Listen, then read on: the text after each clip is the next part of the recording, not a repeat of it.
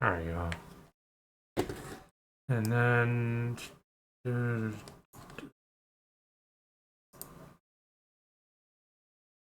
don't know.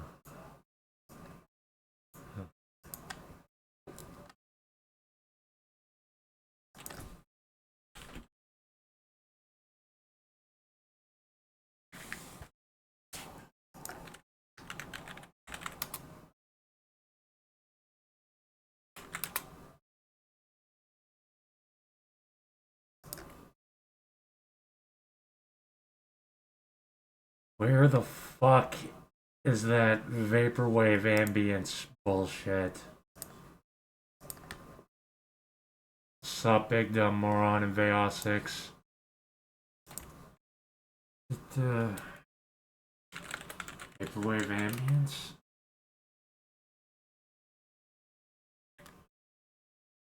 Yeah, that looks right, I guess. Yeah, there we go.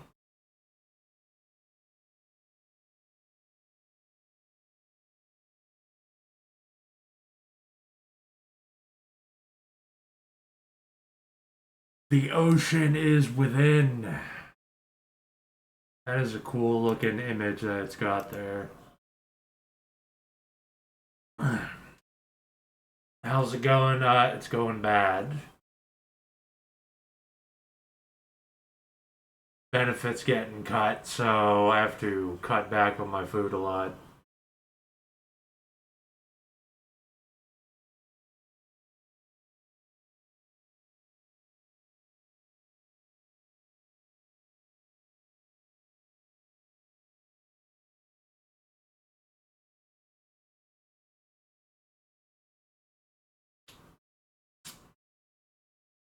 I was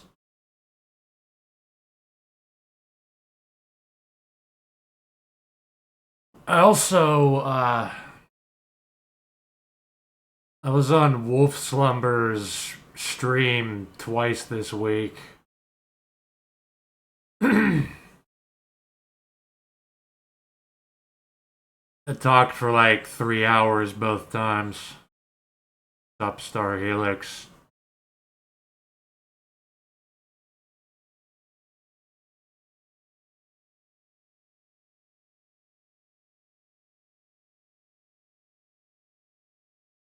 It's basically that I'm right about everything. I know pretty much everything.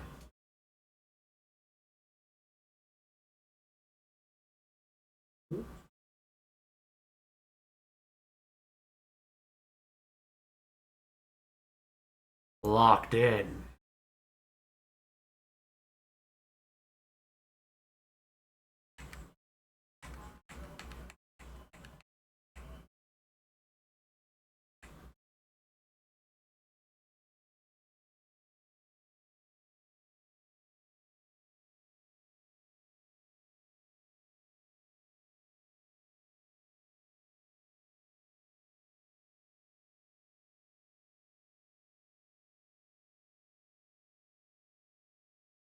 Yeah, I mean things are not good, but I've just been watching funny stuff. I realized that with this new furniture that I have, I can barricade my door to dampen the audio from the next room over. The sounds of Fox News and shit.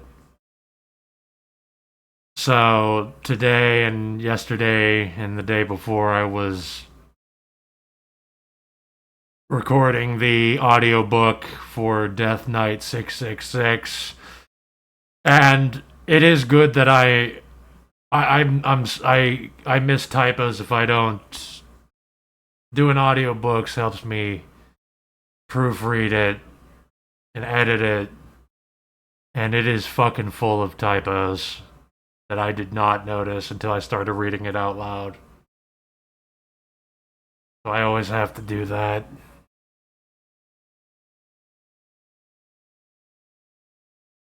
But over halfway done. Hopefully, we'll be done by next week if I can at least do one chapter a day. And then I have to figure out how to make the cover of the book that doesn't look like shit.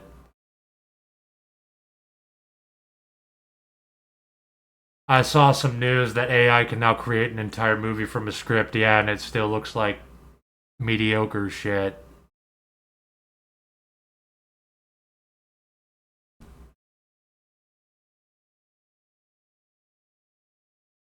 Doesn't mean generative AI bullshit has plateaued. It doesn't matter anymore.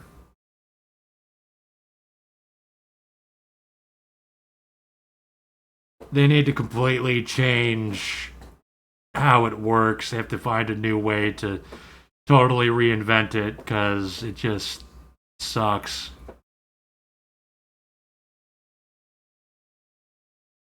Like it immediately feels mediocre and soulless. Looks like shit.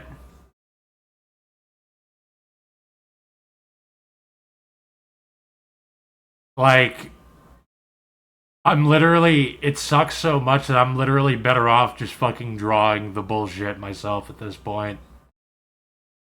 I would rather have like shitty MS Paint doodles than what the AI crap puts out. Just looks like shit.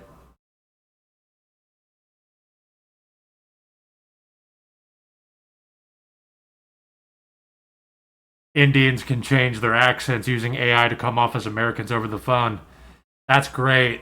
It's amazing that we're building data centers at taxpayer expense so they can do that. And also our energy prices go up.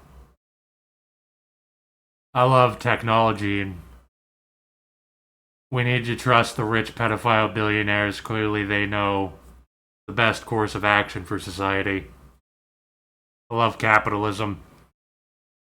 I just saw the story about the Ford employee that got fired for calling Trump a PDF defender to his face. The dude got 400K through GoFundMe, and here I was calling him that for free.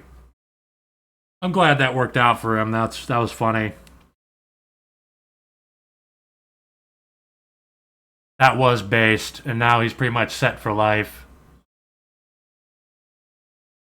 And all his co-workers are going to inevitably get fucked by Trump's policies.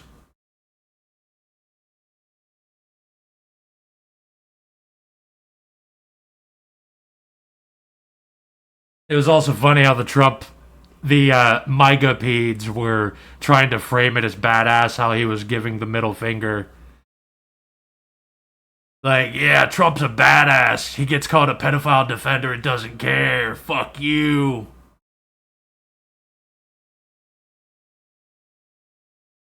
Yeah, he's a pedophile and doesn't care. Based. Fuck yeah, fucking liberal.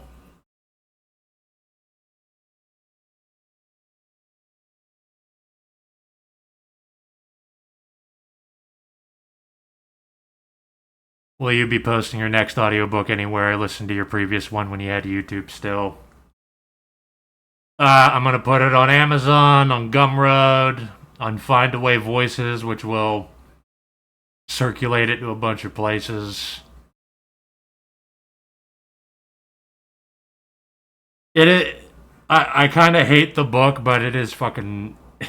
It is really ridiculous. Like, Death Knight gets to like they just like human life is just completely worthless whenever Death Knight walks into the scene. It just I whenever I'm reading it, I'll just start like I'll get choked up laughing at what's happening because it's so fucking over the top and ridiculous. Like I was just doing the chapter where Death Knight basically keeps going house to house executing families of people because he keeps interrogating them about something stupid that they don't know. And then he just blows their brains out when they tell him when they just like break down. He just has like all these goons with him. They're all wearing black spiky armor covered in swastikas and shit. And they just go around blowing people away.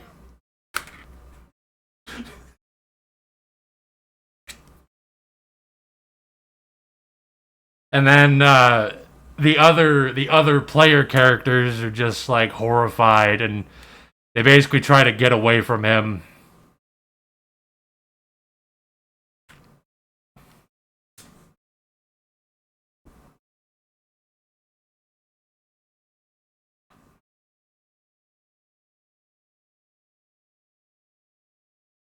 Like he will just it's kind of like the plague.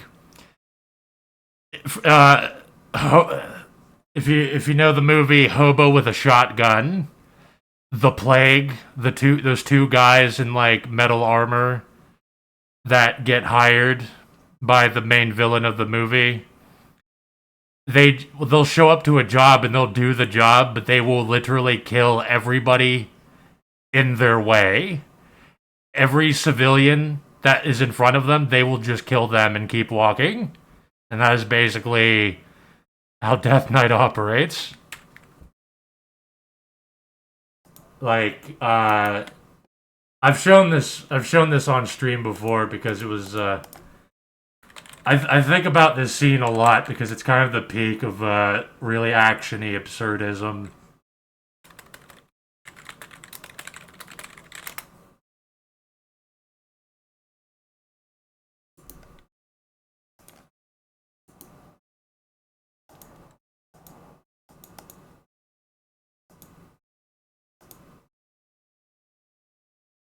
Where's I don't want the entire track. What's there it is.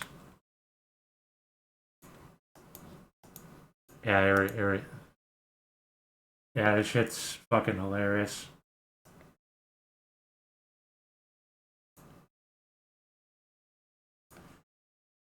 God damn, it is a bitch to do this. No wonder I don't do it. Yeah, it's like this. These guys are just mercenaries.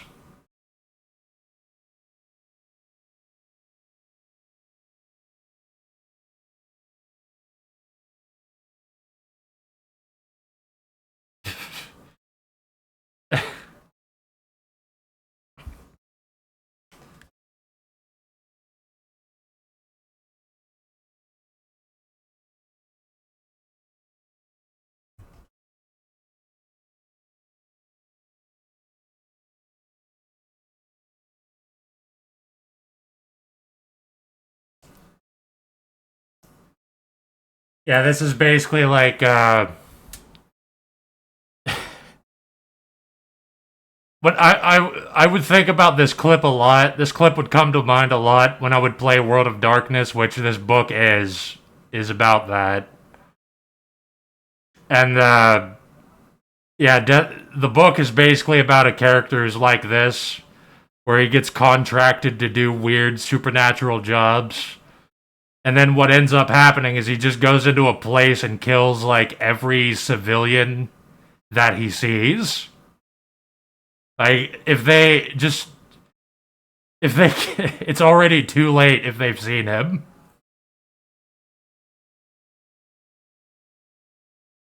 But I just love that clip. I think it's fucking hilarious and awesome.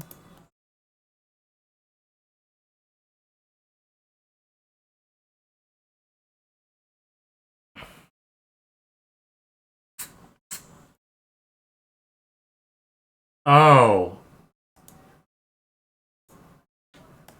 Oh, for some reason, nobody told me that they couldn't hear the audio. Randomly, OBS changed my audio settings like it often does. For the first time ever, it never did this before, it changed my speakers.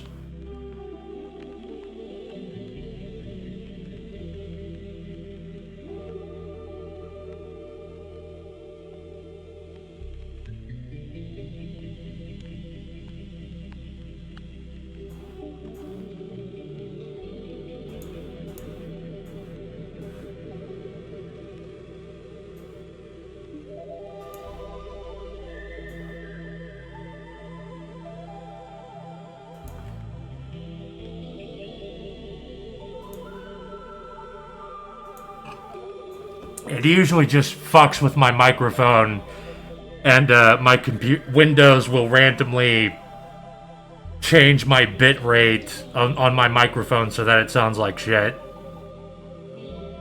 And there's no way for me to know that unless somebody tells me. Or if I test it.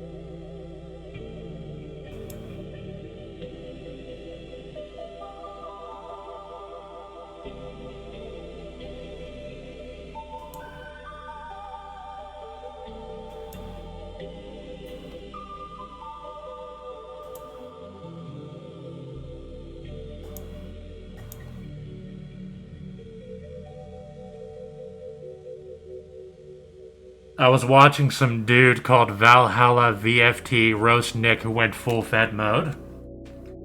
Yeah, Nick Fuentes is...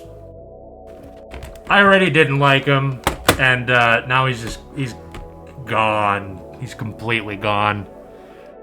You're a retard if you support these wars, if you think that any of the wealth plundered from these wars will come down to you. This is all at your expense that you'll be paying for the rest of your fucking lives. Trump literally stole $500 million of oil and put it in his offshore fucking Qatar account. Yeah, and not only that, the military expenses of him acquiring that oil, you pay for that. You paid for Trump to get $500 million to his account. That's what Nick Fuentes supports. Nick Fuentes probably blackmailed or something, probably took the money. Or he is a zoomer, he's naive. He probably thinks that this is good and he doesn't give a shit about analyzing it any further because he's rich and doesn't have to care. He already got a couple $1 million from being edgy on the internet. Why the fuck should he care? Like, your brain will... If you're a stupid person, if you're a naive person, your brain will stop developing if you have no more reason to care about anything. So that's another thing. You don't have to care, you can just sit and just say bullshit.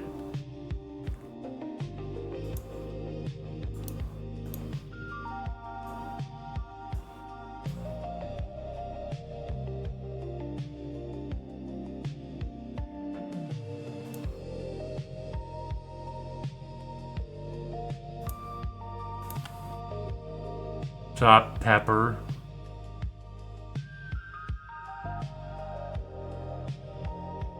Yeah, it's so based for Americans to have to work an extra 10 hours a week for the rest of their lives to pay for rich pedophiles to get richer.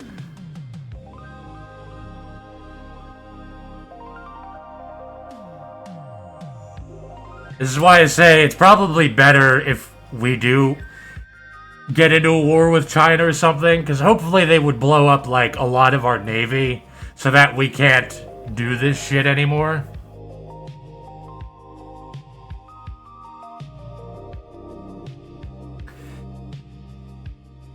Yeah, there was no return investment on capturing Maduro. America didn't get any of the oil. Trump sold it for himself.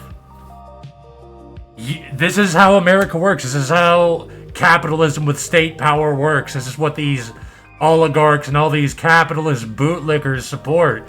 Is you getting robbed so that these rich pedophiles can make more money while you have to work even more hours a week for the rest of your life.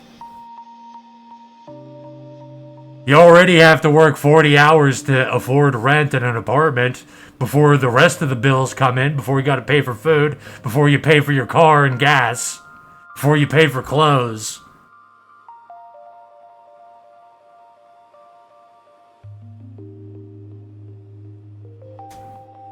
And guess what? It's gonna get worse! And idiots will cheer for it. Nick Fuentes will cheer for it. Your local meth heads will cheer for it, thinking that they're gonna benefit from it. It's a joke.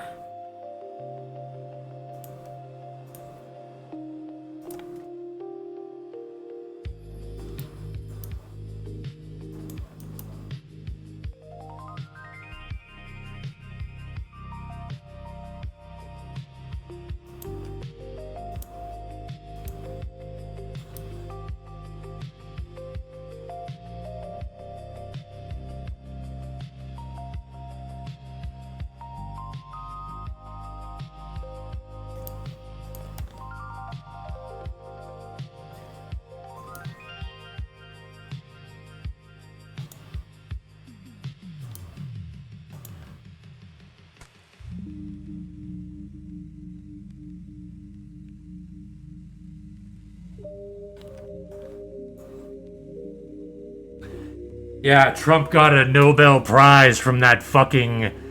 Literally, that Jewish politician that is trying to replace Maduro. They're trying to install her as the puppet because she's a Zionist. A Zionist half-Jew, literally. Isn't it weird that we keep installing these puppets and they're not even like American loyalists as much as they're Zionists? They're just Zionists and people that sell their country out to foreign capitalists.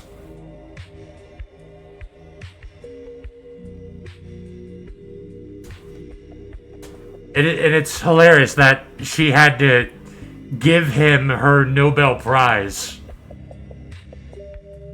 It was already a joke that this fucking Zionist, this person that wants to carpet bomb Gaza, wants the United States to come in and blow up Venezuela. The fact that she got her peace prize and then immediately turned around and started advocating for war. It's already a joke. Might as well be completely worthless.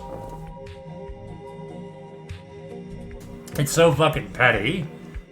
And this is literally a step towards installing a Zionist puppet,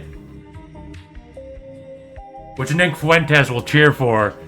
Nothing more base than being ruled by Zionists, according to him. This is why you shouldn't trust grifters, no matter how much they babble about fucking Israel. Sup, lone hiker? I see you around on Wolf Slumber streams.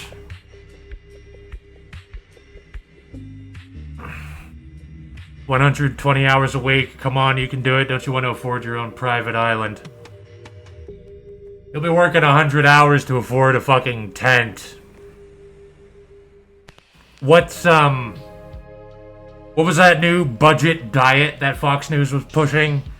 A tortilla, a clove of broccoli,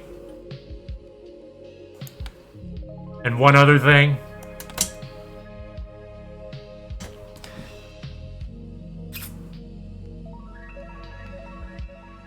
You're gonna be living in company housing where they could force you to wear a suit inside of your house at all times. Or they could force you to play Ben Shapiro over an intercom throughout every room in your house, and you would just have to take it. You wouldn't have another option. You would just have to accept that. And also, they could threaten to fire you, and you lose your company housing. That's the future.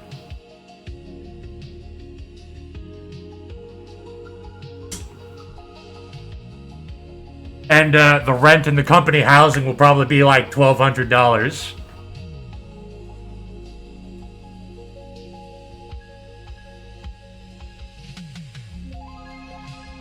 No utility bills included, by the way.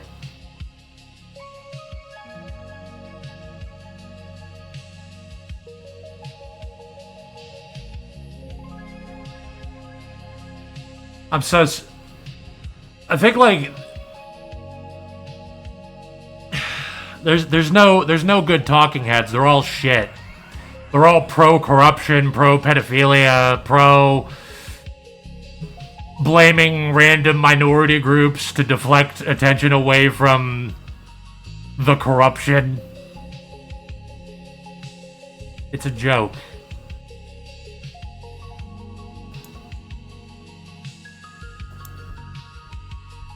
They're literally all puppets. Like, I think like the biggest e-celeb that I even see on Twitter that I still think might be cool is Jake Shields. Because Jake Shields isn't just in it for the aesthetic. He just legitimately hates Israel. He doesn't even hate all Jews. He doesn't want to kill black people. He doesn't babble about how blacks need to be killed in order for us to have a capitalist Fourth Reich utopia. He's actually reasonable, and he even calls out Nick Fuentes for this shit. And that's like the only guy. Everything else is shit and compromised. Anybody else that's cool is like, they're either obscure or they're not right-wing at all.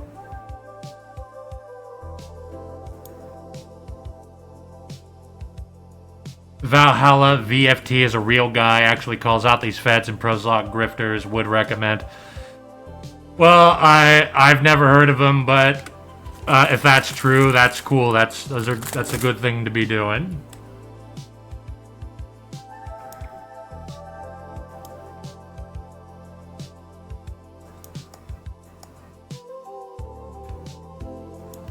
You're gonna see Nick Fuentes getting promoted. He's gonna get his blue checkmark from Elon Musk finally. Once he starts doing the bidding of the Zog, the regime.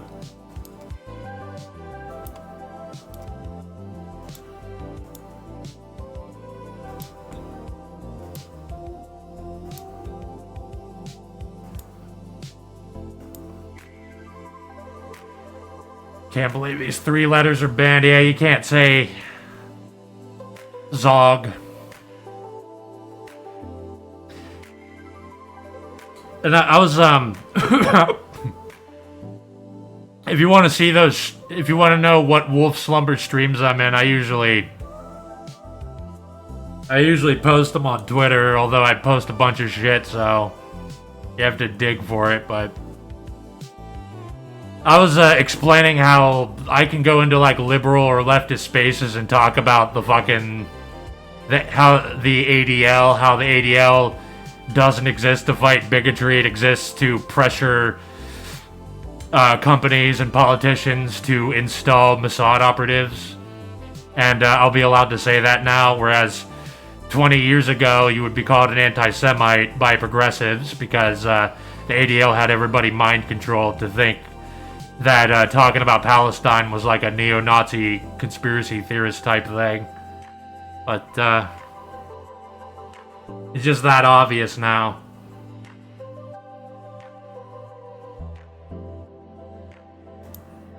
The information just had to become common knowledge because everyone's a fucking retard.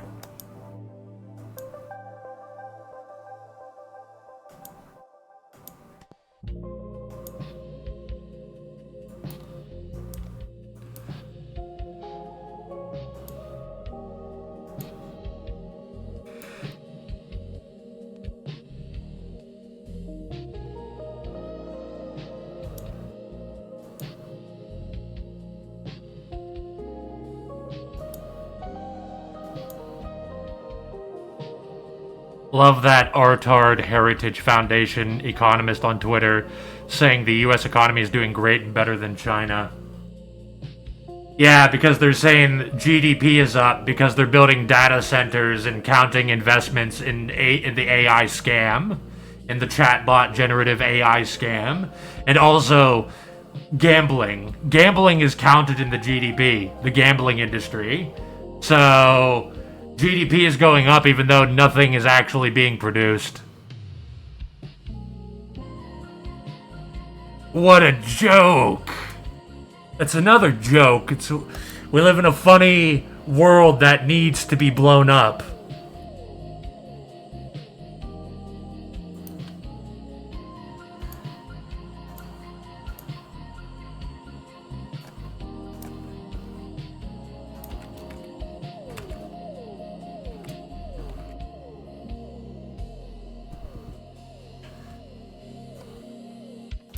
fuck, this is a banging ass track.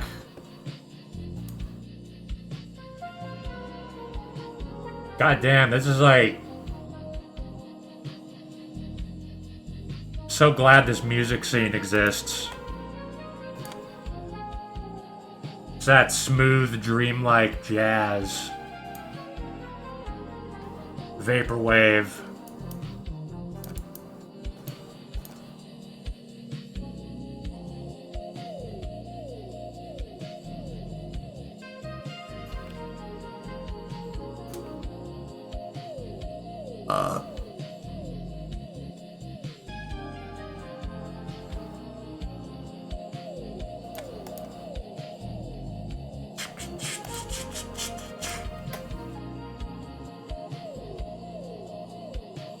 Gambling being included in GDP is some monkey math.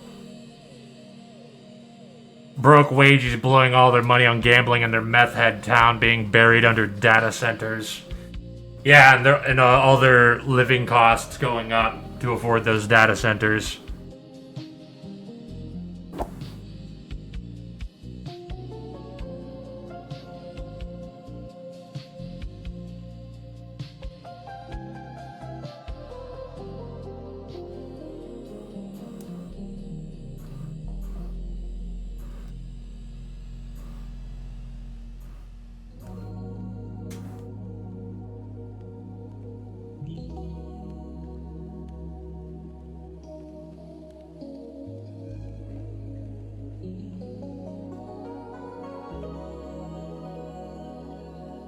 Yeah, everything will cost more. You'll be paid the same, but everything will cost more.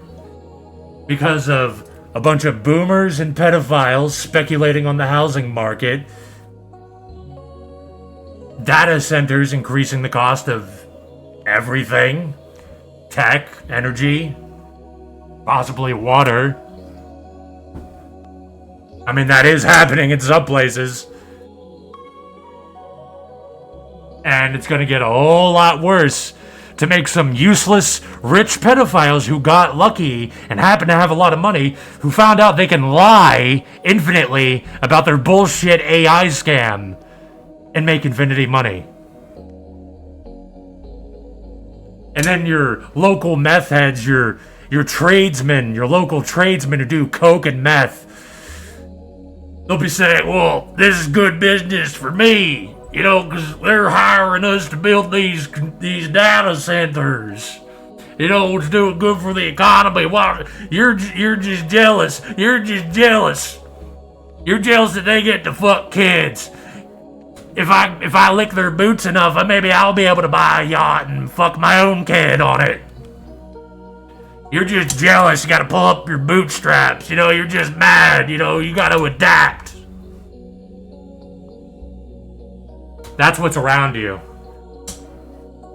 It's like I was talking to Wolf Slumbers has like racists on his stream, and that's why I was telling him, it's like you don't even need to worry about like black people or Muslims or even Jews really in your area. Just look around. You don't even need to think about the distant capitalists, the billionaires are fucking you over from afar. But you don't even need to consider any of this distant imaginary stuff that you can only sense through imagination. Stuff that, you know, whatever. Just look around your immediate area. Look to your left and right. Look at the fucking white meth heads. These coke heads that are corrupting society on the fucking local level. It's like that from bottom to the top. They're all complicit in it. They don't give a shit.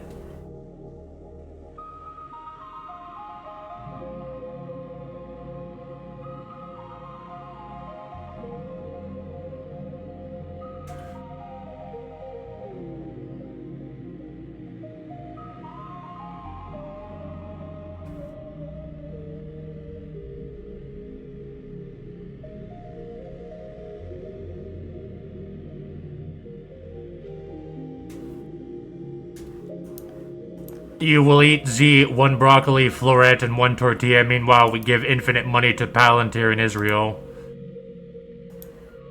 In 2023, a $5,000 PC now costs $8,000.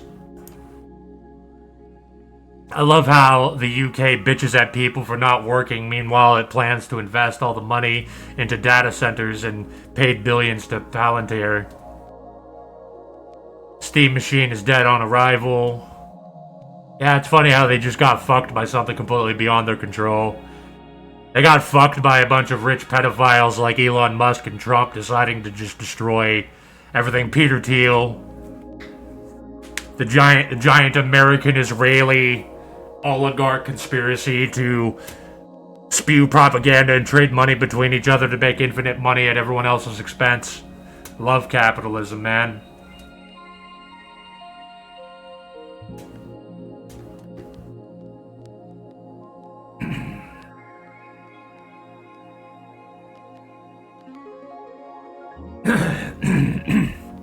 My dream of owning a good gaming PC is getting less and less attainable. Yeah, I'm trying to hang on to this one for as long as possible. I mean, it sucks, and I only have 6 gigabytes of video memory, but I have 32 gigabytes of DDR3 RAM. DDR3 or 4. I don't remember which one. Probably 3. My motherboard's old.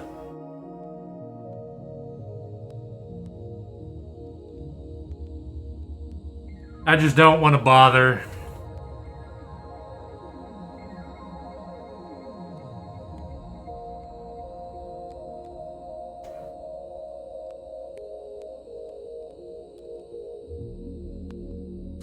There's nothing that I would even really use that hardware for.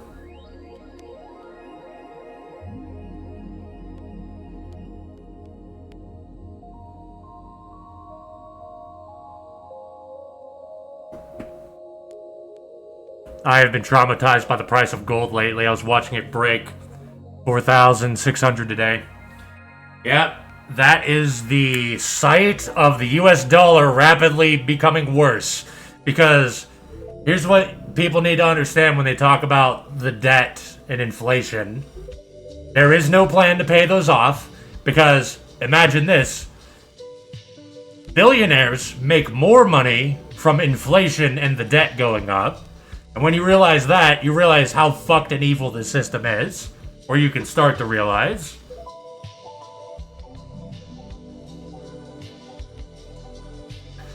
They don't really, some of them hoard gold, but they're mostly hoarding property and stocks to protect themselves from the inflation that they caused. But the Somalians, man, they're scamming us. Yes, irrelevant minority group. Meanwhile, Trump commuted the sentence of an Israeli who single-handedly scammed more out of people through one fraud.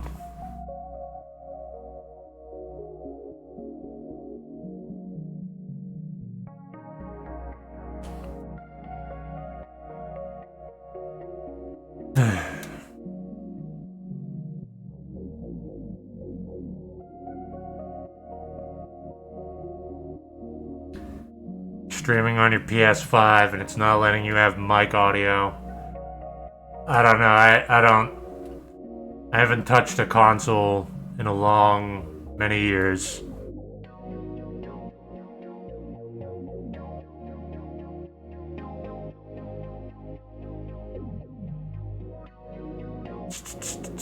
How old is my PC?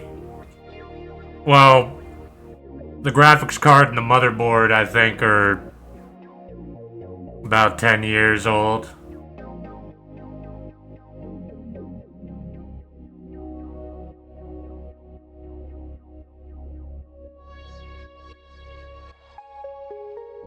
Mostly, like a 10-year-old computer. It used to be a good computer in 2016. Now that is clearly not the case. And I kind of don't care, and time is moving so fast that I don't even care.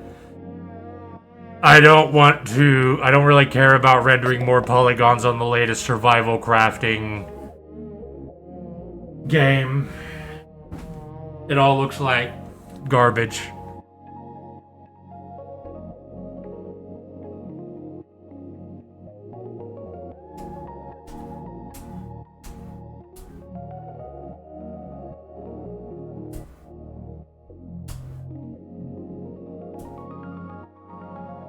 Some new games are good, but you have to ignore the endless amounts of bad new games. Yeah, I mean, there's a few games I would play if my computer could handle it. I guess I'd play Metro Exodus, Stalker 2. I would probably play Vampire Bloodlines 2. I don't think my computer can run it because they've been working on that game for like 10 years. But I just assume my computer can't run it.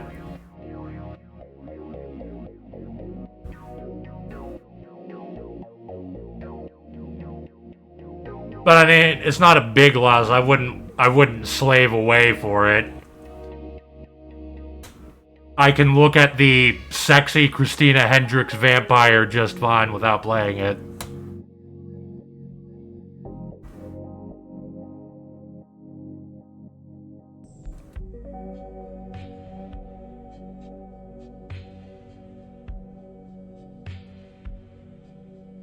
Many are spending 20 to 30K on rent a year.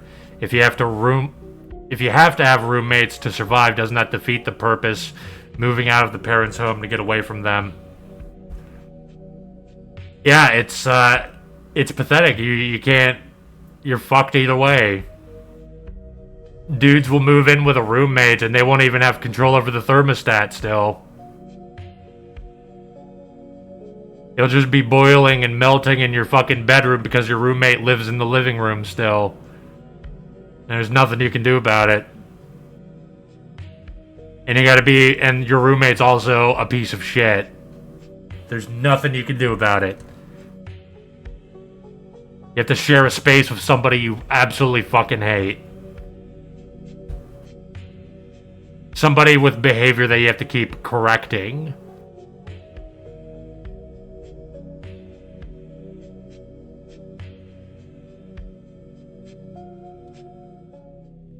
They could steal your shit. They could make noises while you're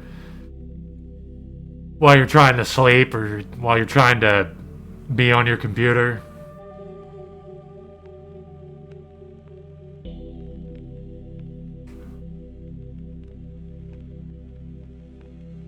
Yeah, I mean, yeah, I've played Vampire Bloodlines 1.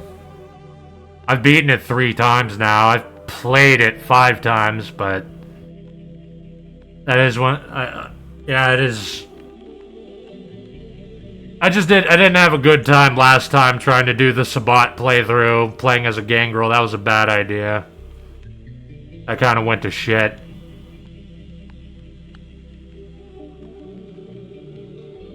But playing as a Malkavian, you just walk through the game. If you're a gunslinger, you can just beat the game.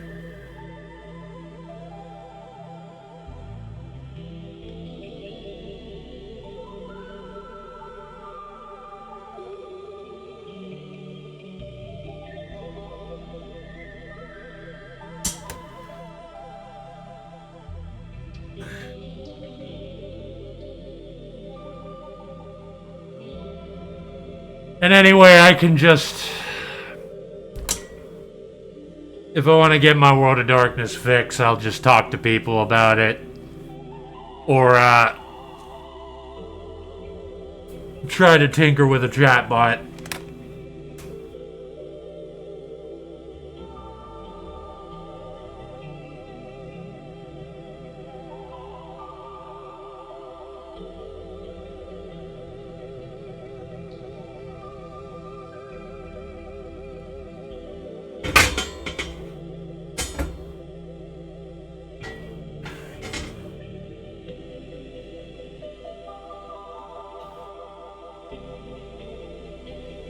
I am not... Neat time may be coming to an end this year, and I am not looking forward to having to work 60 hours a week to barely survive.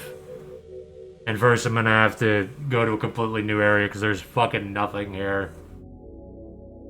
Everybody, it's like, it's even worse than nothing. You're surrounded by random enemies.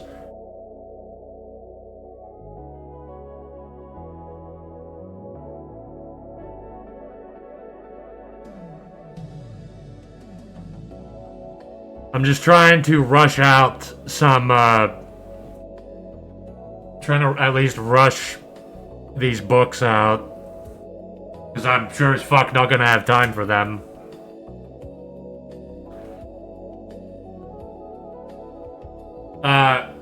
Well, they changed, the food stamp program to, a supplemental income program where you need to work at least 20 hours in order to, and you also still have to be under the limit.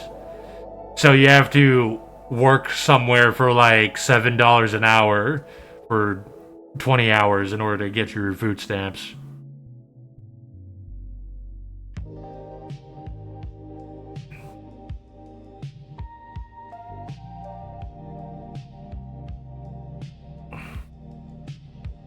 Yeah, because if you make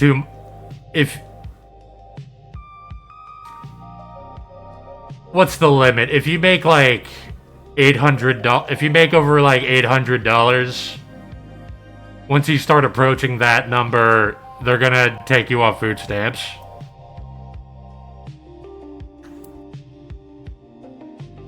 Like, America has the best benefits in the world because it's intentionally designed so that nobody can use it.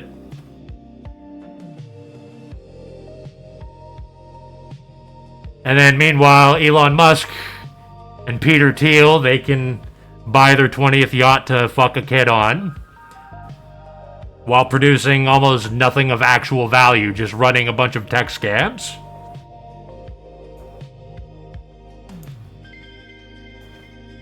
And now using our military to try to invade Greenland to get its minerals. Peter Thiel has a claim on Greenland.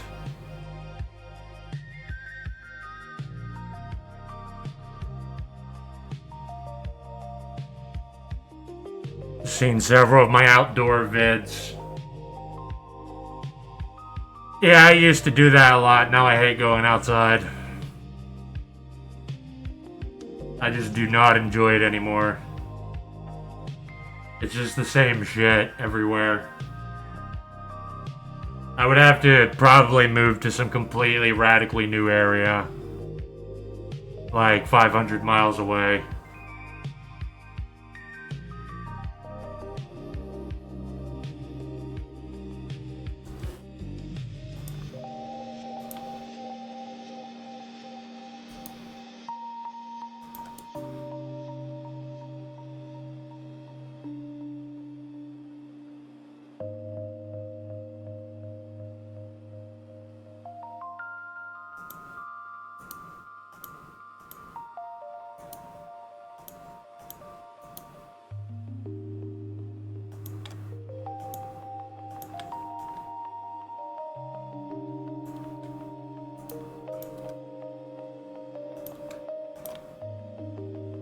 Yep, Greenland has 2.3 trillion worth of natural resources, and you're going to be charged for us to go in there and mine it, because Trump is not only going to use the military, he's going to hand out subsidies to encourage people to go over, and also to help his corrupt, fellow pedophiles, many of them Israeli friends. They're going to get rich, and your life's going to get worse. Same shit. Yes. That's what I've been saying. They're gonna lose their good work-life balance, their high wages, their universal health care. What, like 6 weeks paid vacation or something?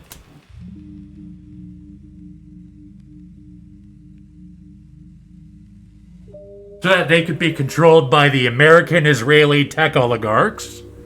What a trade.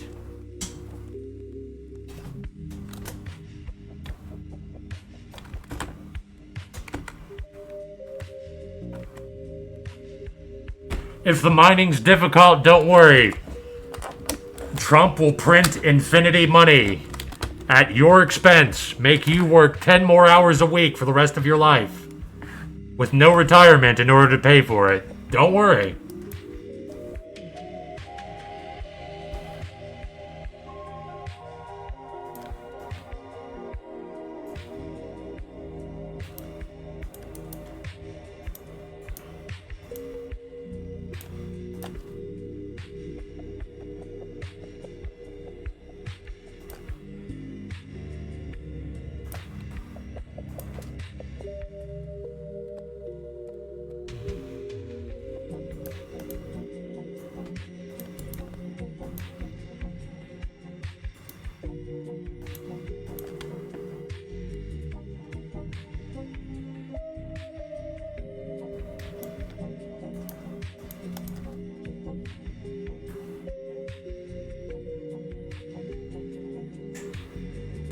We could start fattening up on our food.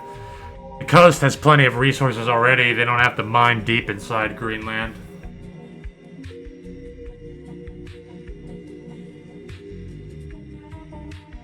Well, they'll be able to mine a lot more than whatever's being mined right now with infinity money from US taxpayers and cut wages.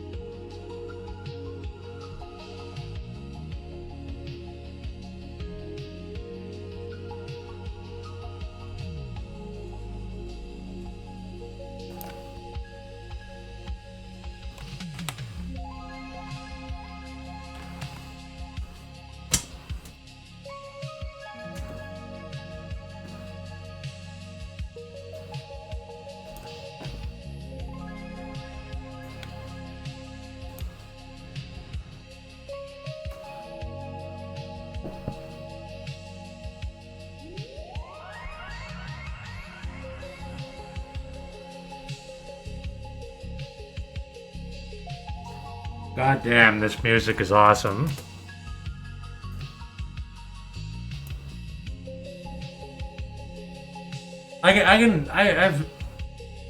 There's one thing I have in life, and that's the ability to curate media and hobbies. And I can throw on dungeon synth, anti-natalist, death metal, vaporwave ambience, dark space ambience. I listen to that when I'm writing Bleeding Death.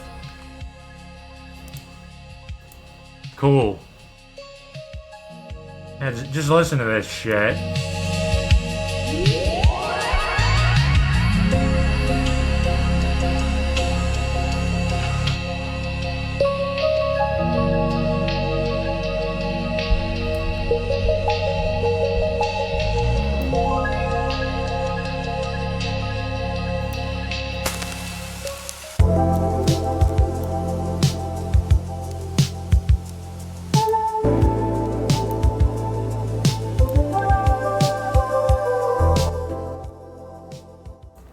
Like, you know what the best part about it is? Is that there's literally like 100 hours of this.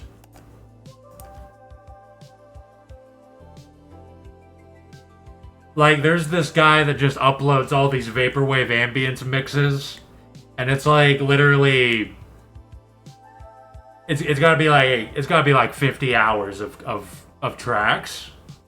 Like, you could just listen to this shit forever until you get sick of it.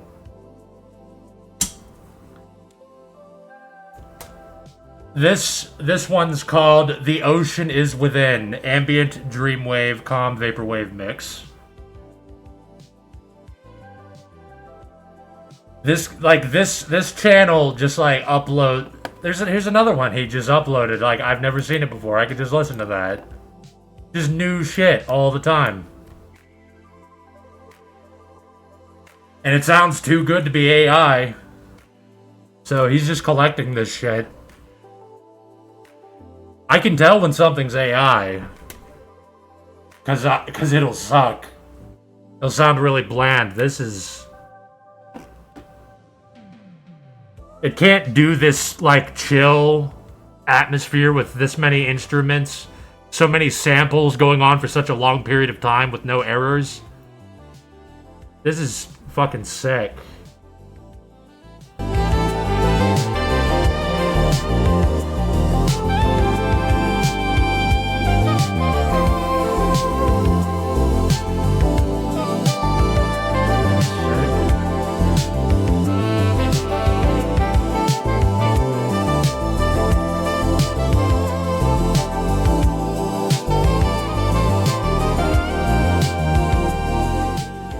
That's awesome. That's like, and it makes all the samples sound in. I still love vaporwave. It still sounds like my fucking childhood, which adds another layer of enjoyment to it. Like, I feel like I'm going into like a cyber nostalgic memory hole inside of my imagination. It's just the sum total of like everything that I was exposed to, everything that was good in the media sphere. What death metal bands do I like? I mostly just throw on Iperyt.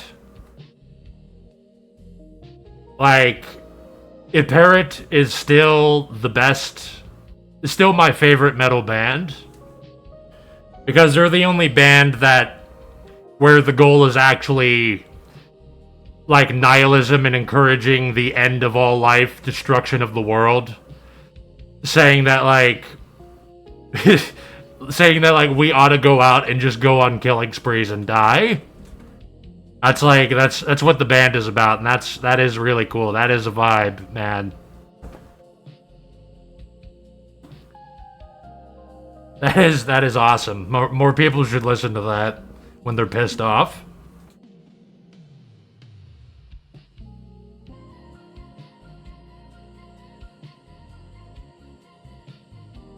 I haven't heard you play Fraunhofer Diffraction in band. I just throw on these long mix albums.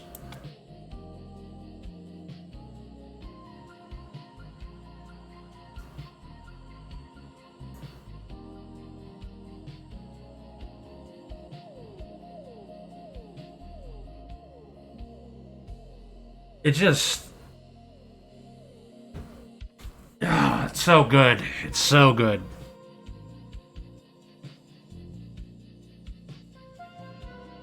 And then you got dungeon synth, you got dark space ambience, you got Cthulhu ambience, like Cthulhu, Eldritch, space god ambience. You got underwater, deep sea ambience, and horror tracks. You got fucking anti-existence, anti-reality death metal. You got, I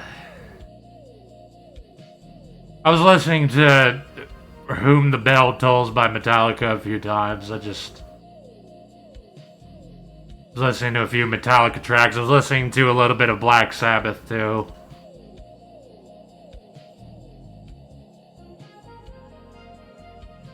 Listen to Tool once in a while. Media and hobbies are the one thing that I don't need help with. I've got that all squared away. Stuff to watch, music to listen to, stuff to do. I got that I got that forever. I can make the most out of life with that shit. Everything else is fucked though.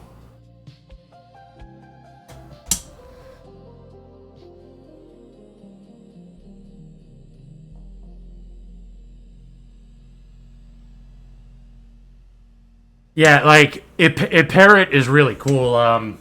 Maybe I'll interrupt this really chill music to throw on a band that advocates going on killing sprees and killing yourself. They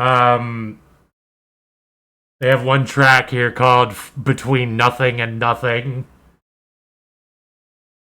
which makes me say that phrase more often because I just think about that, because we're between nothing and nothing. This is all... It's sick.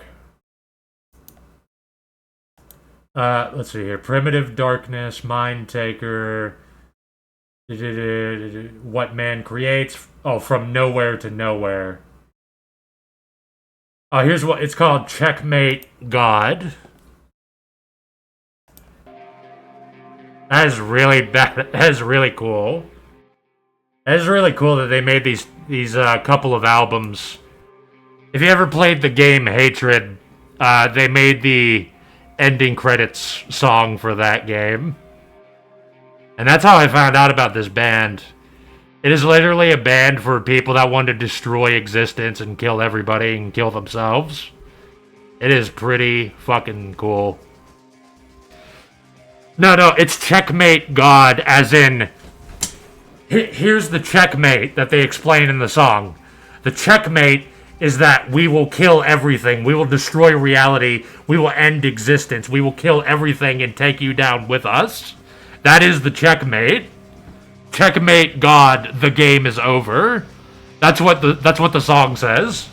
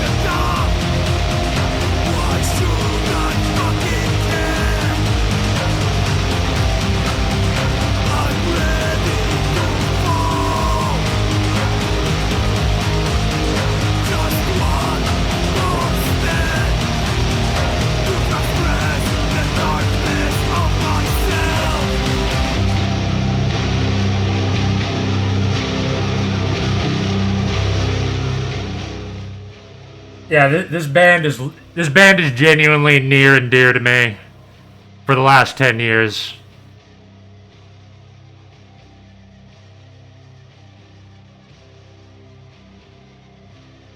They got one song called Anti-Human Hate Generator, which I love. That song is how I felt every fucking night at UPS.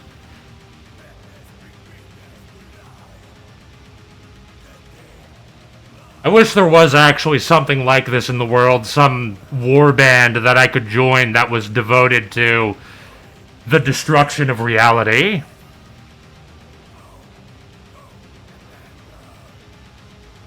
Fuck all life!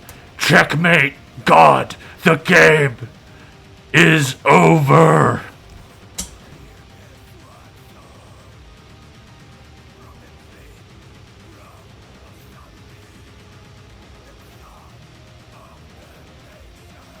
That is so great.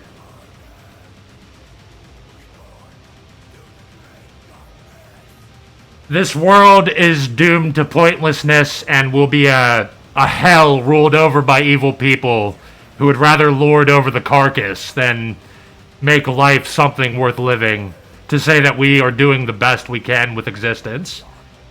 This world is always going to be fucked. And man, That would be cool if there was actually a lot of people running around devoted to actual destruction of reality.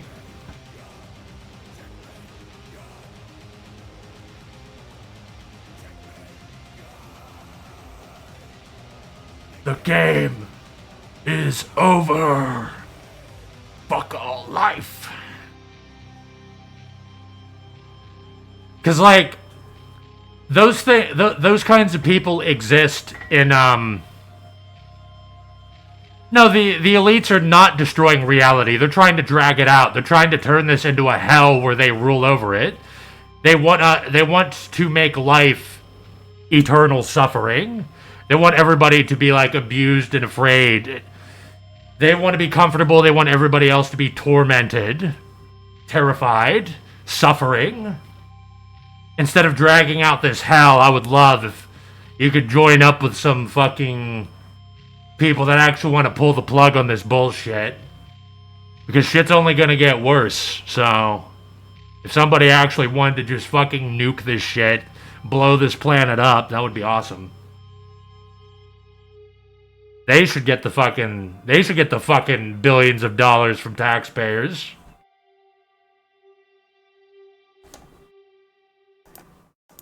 Anyway, back to the relaxing vaporwave mix.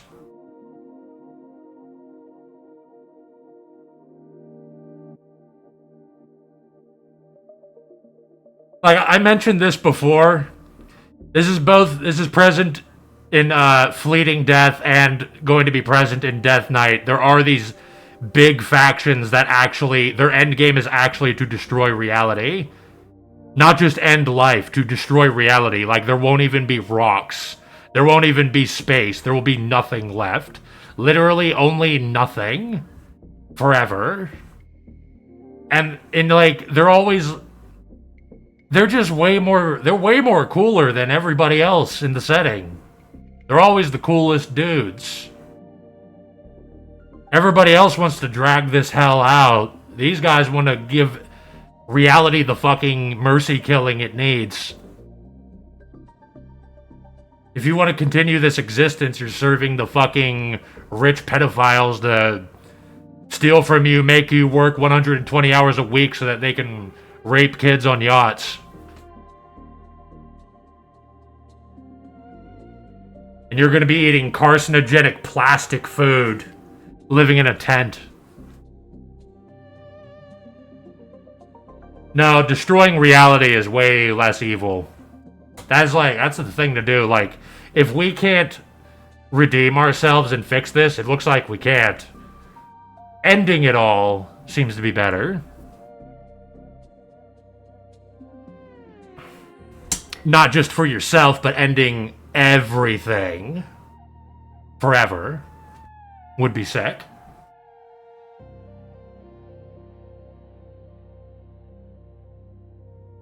All the dumb cattle of this world looking up as the mushroom clouds wipe everything away, and they realize that everything they thought mattered was fucking worthless, and everything blows away.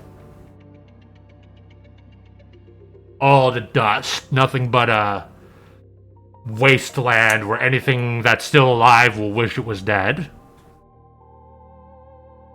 That would be sick.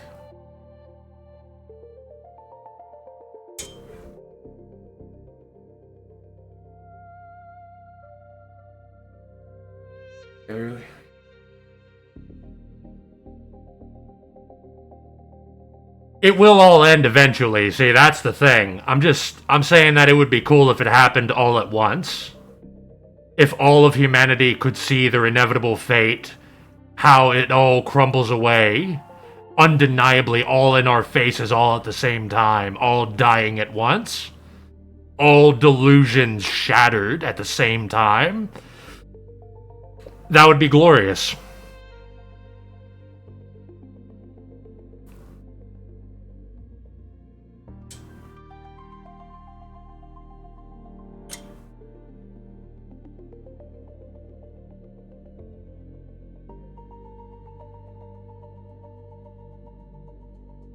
Churches are garbage.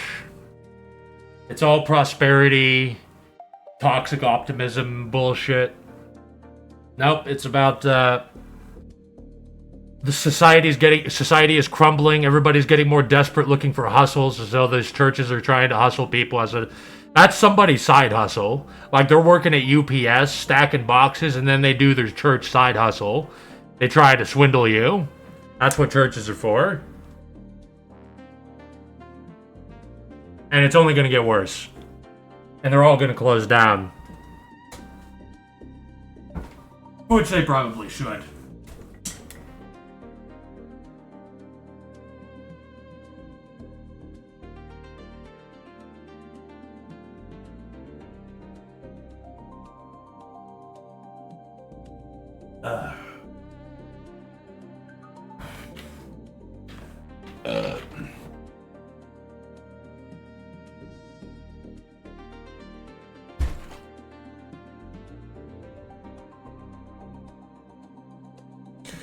Like I said before, I was in Death Knight works sometimes contracts for these evil characters that want to destroy the world, and they're way more badass than what everyone else is doing. Fleeting Death, there's the entire faction of malfunctioning cyborgs and mutants and shit that are just turning everything into like a survival horror in their own way. The system's already doing that, and these mutants like walking around in power armor and these like giant killers, cyborgs with claws and shit that are they just decided to end civilization. They're just going on a killing spree. It's like, these guys are way more awesome than everybody else. The Marauders are pussies by comparison. They're just surviving and trying to cling to their comforts and delusions. Meanwhile, these like fucked up mutants, robots, and cyborgs, they're going out and just like actually blowing everything up and just mass murdering people. Everything's fucked. They're actually doing something about it that will actually change things.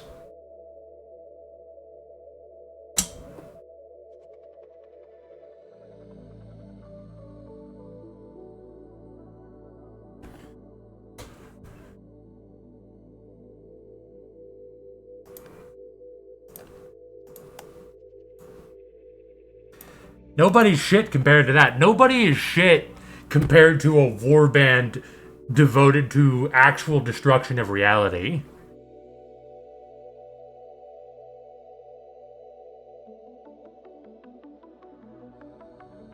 Everything shares the one spirit. We are not our memories, our names, our faces, anything. All of that goes away with our death.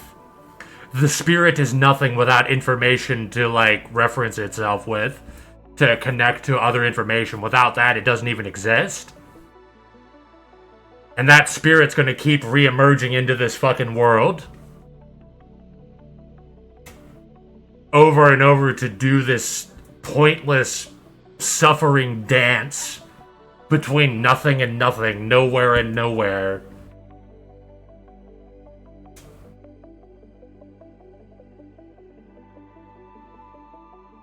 If you blow everything up, mercy kill this entire reality. Kill every single person. Blow up the entire fucking planet. And if you can, blow up everything else too.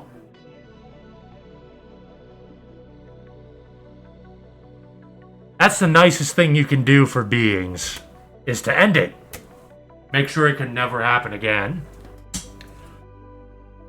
I think that there might be a problem where, like, nothing is ignorant and thinks that being is worth doing, so it goes into being and finds out that nothing was better, that this is the same thing, but like it hurts more and it drags out, and there's like these delusions and shit, and it's like, well, you might as well just be nothing, and then you go back, and then the cycle goes on.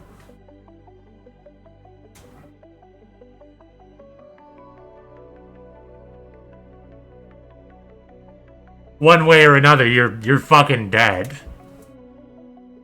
Nothingness will reclaim you, whether you embrace it or not.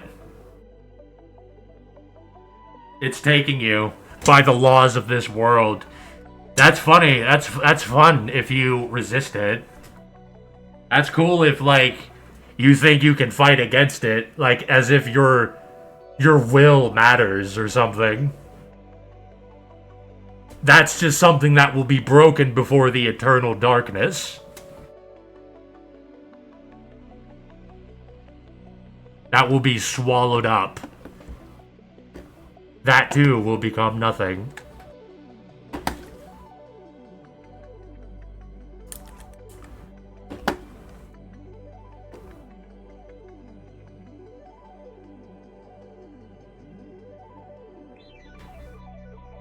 If you were being tortured, you would welcome a nuke to put you out of your misery. Most sentient creatures are living in such a state of misery. Yes, no matter how smart they are, they're confused, afraid, angry.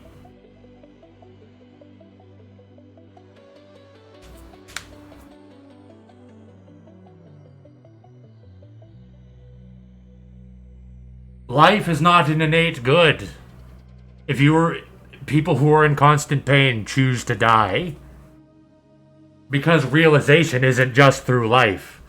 Realization can be in death, in becoming nothing. That's actual spirituality. That's spirituality, that's metaphysics removed from whatever bullshit's happening in material reality.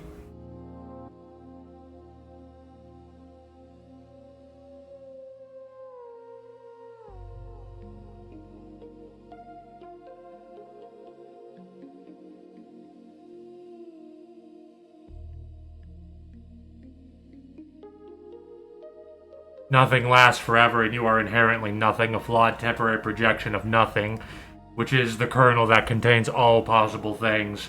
That's exciting, and that means we can become transhuman by going up towards the one. If the body is limited, then there are endless worlds beyond it, where we can emerge in a more enduring state.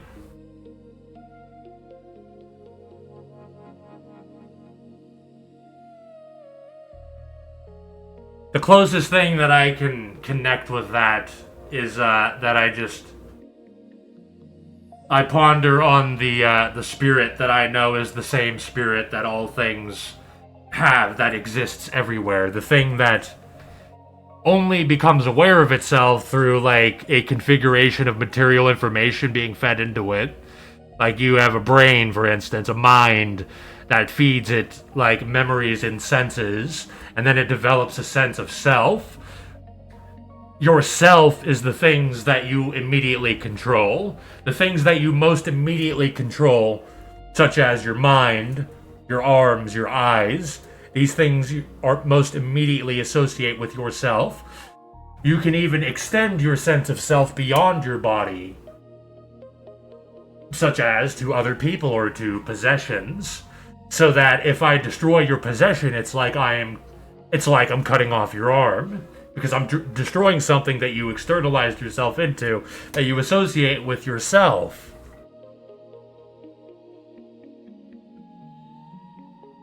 I can also destroy your brain. I can rewire your memories.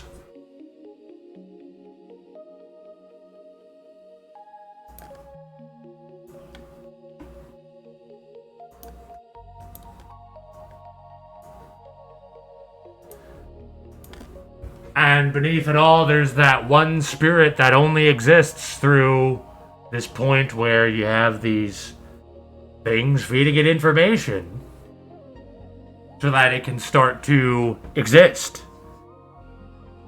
That spirit is basically everywhere and everything shares it, and when you meditate on that, you're meditating on a thing that is everywhere, that will be everywhere.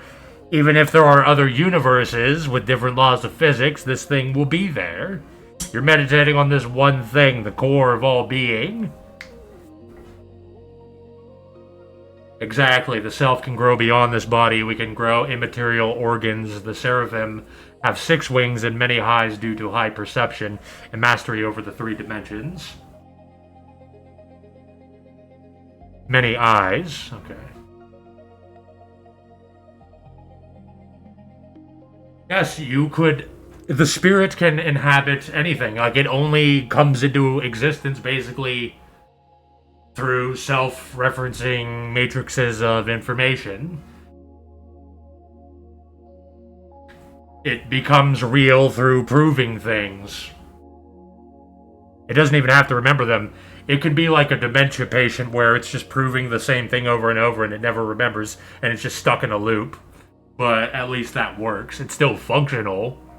It's just stuck in a loop and it cannot escape it.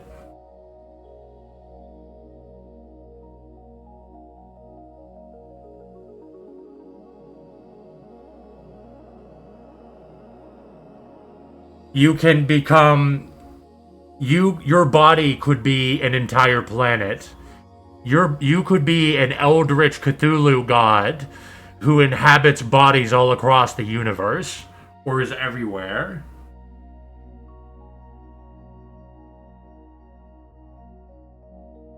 Theoretically, that's how the spirit would work. It doesn't depend on whatever laws of physics or material. This configuration we're in, we've associated with ourselves so intimately that we can't imagine life any other way. We think that you have to be a human to be rational. You have to be a human to be alive. Everything has to obey these laws of physics.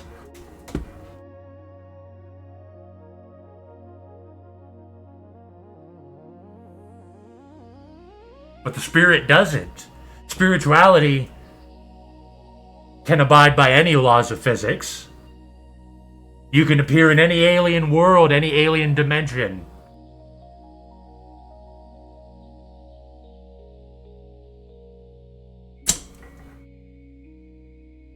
He who perceives beyond the horizon of birth and death, and if this world has been flattened down as if one is 1,000 miles above the earth, will never truly die. The one never ends. Normies are animals and will die as animals, but since infinity exists, there is infinite room for growth and go beyond. Whether this is realized is another matter. Do you mean that all humans have access to magical consciousness and will, and by choosing to use these wisely, foolishly or not at all, they effectively create and maintain the oppressive state this planet has been stuck in for so long? Or do you mean that benevolent magicians who exist in small numbers have the potential to steer life on this planet in a better direction? A related question, what do you see as the better long-term goal for human evolution? Incarnated souls living together in a civilized way, or souls who graduate out of the material spheres and continue their lives in a spiritual dimension? Something akin to the Gnostic pleroma.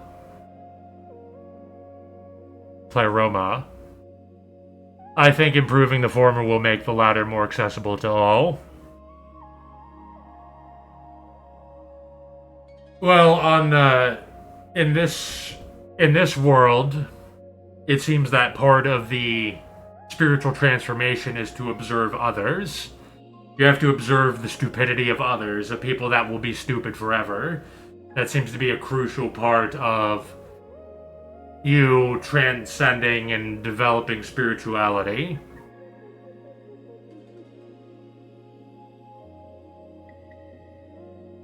How would you make things better? I don't think you can make things better for everyone unless you put everybody in like a virtual reality simulation where you like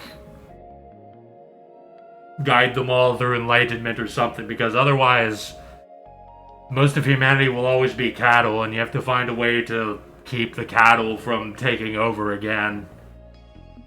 Which the cattle firmly control the power structure and won't let anybody else in, so I don't see that happening.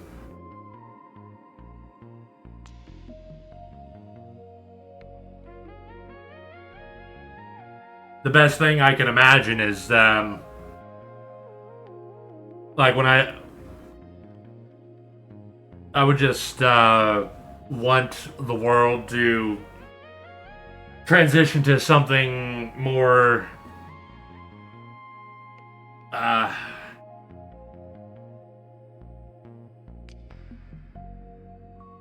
like specifically America to transition to like a reasonable European model where we realize that capitalism is a false absolute and we don't need to worship it because nobody cared about it or understood it anyway. All the capitalists are evil and corrupt the government, and human nature will always... You shouldn't... This is just like an arbitrary guideline where we allow humans to be tyrannical and undermine society. Even with like everybody having like healthcare and stuff, most humans would still be spiritually dead.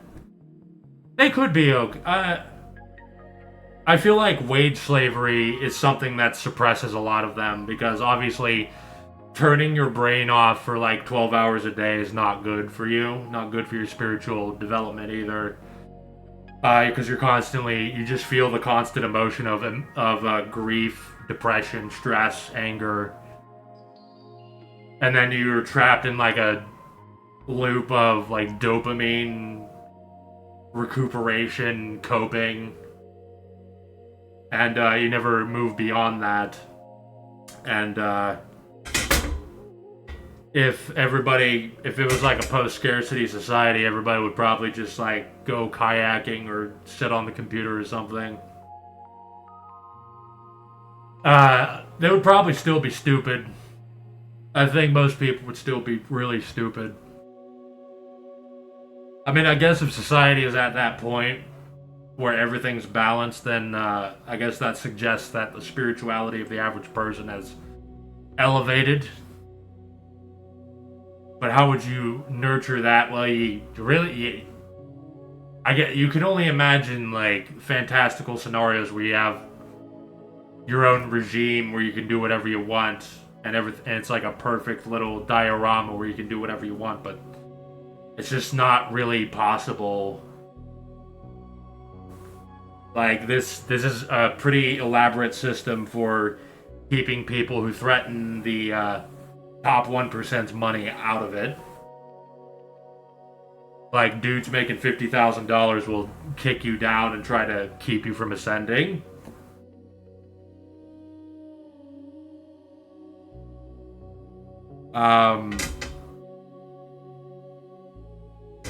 That's why you don't really have to care about enlightening others. Like that's one of the things you find out is you don't have to defend truth because truth exists regardless of your participation in it. You don't need to prove yourself to anybody. You don't need to fight people to convince them that something's real. You don't have to care. You can just let everything rot and collapse. It doesn't mean anything to your spirituality. You can just not give a fuck about it.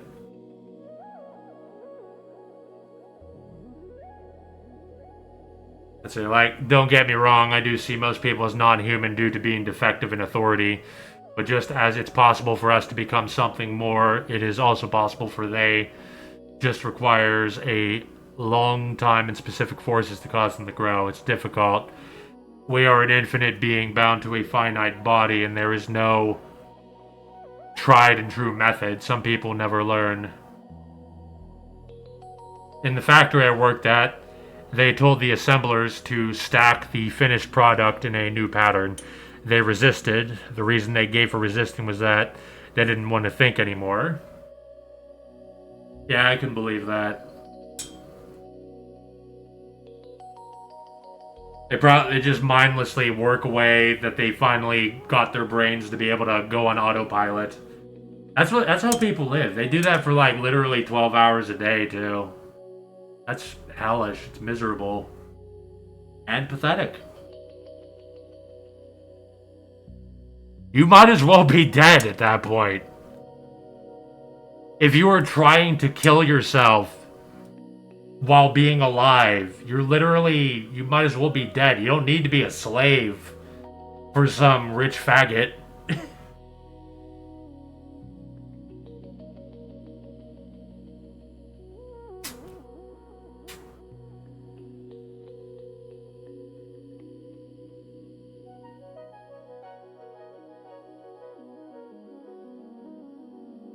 But we try to cling to this life. We really try. We try to hold out, even if you get acid thrown in your eyes and you get blinded. You'll try to like reason how life is still worth living. If I can just make it to Saturday, I'll have 8 hours of free time before I have to wake up and go back to work on Saturday, and then that'll be another 100-hour work week.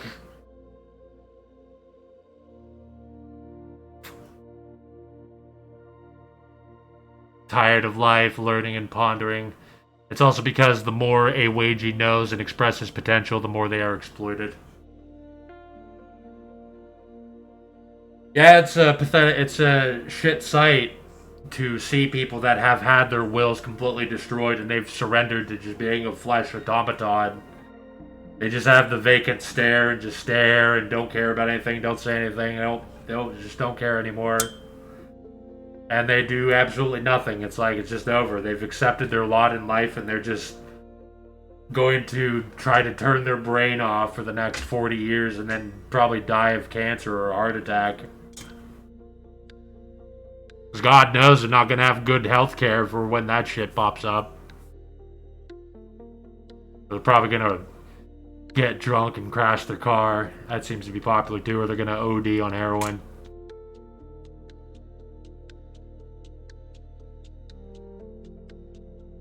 The Western occult teachings I know are clear that most people, most of the time, are trudging through life, stumbling from one crisis to another, heaping up difficult karma for themselves, and remaining almost completely passive in response to the world. That in itself will bring them to better things eventually, but eventually is a very long time. The path of ordinary evolution takes many incarnations of failure and pain, and it hurts. The alternative is always available, but only the few ever take it up. Well, the worst part about it is, like, a lot of it is you don't even have a choice in it. I didn't choose this. I was a dumb animal until I wasn't, and it was a slow, grueling, painful process that took, like, 20 years.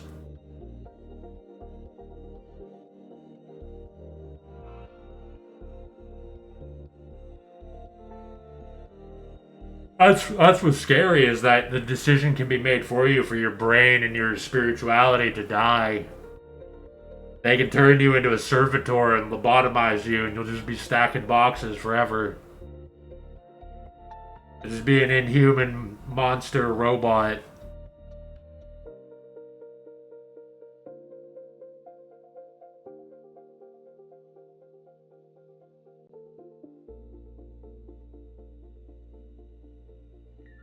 Like, I'm facing a reality where I'm probably gonna go out and get destroyed. I'm gonna have to go be a Wagecuck and my life's gonna be ended.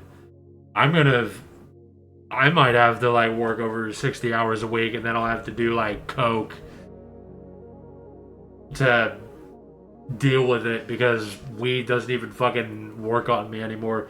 Maybe it will if like I get actually tortured at work and I'm actually, because that shit actually puts you in mental pain. Like, your brain is throbbing when you leave. It actually hurts. It hurts to be alive, to be you, after a fucking work shift. And you're just gonna need something for the pain. That's why a lot of people abuse drugs. Like, A, because they don't have any hobbies and they're dumb. And then B, because they fucking work, and work is pain, and they need anesthesia. I would fucking abuse drugs if I worked 80 hours in a kitchen or UPS. Like, I never get to come home and relax and sit on my computer for long periods of time. Whatever time off I have, it doesn't matter, because it's between nowhere and nowhere. It's between wagecocking and wagecocking. So then I'll go to sleep, wake up, and I'll be back in hell that never ends.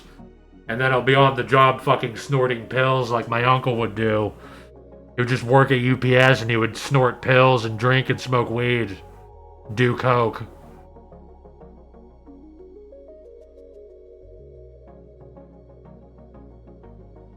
I was also a dumb animal, and certain factors made me turn to a deep dive into their occult, which caused me to radically change. I could have very easily remained as an animal in hell. Yeah, it was mainly the internet, and I did luck out where I was able to have some real world experiences, just enough to inform me of the nuances of interacting with people and seeing what other people are like. That helped me. That helped me transcend in the last couple of years.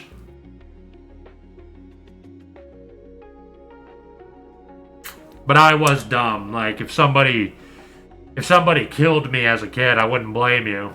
I don't give a fuck if somebody's gonna become a guru master if they're a piece of shit. Might as well just fucking kill them.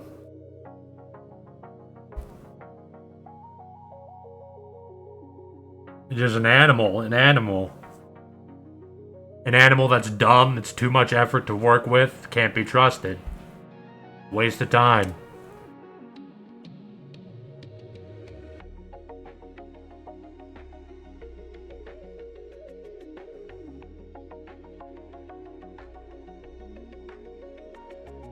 They even told me directly they don't want to learn anymore.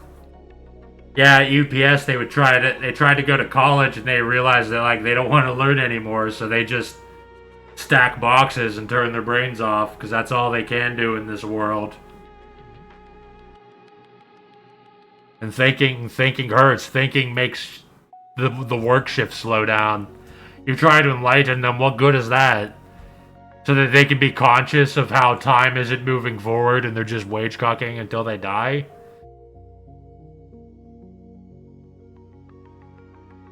I was there. That Walmart job, even if it was for a few months, was a nightmare, and the best day of my life was quitting with no notice and having no care what the future held.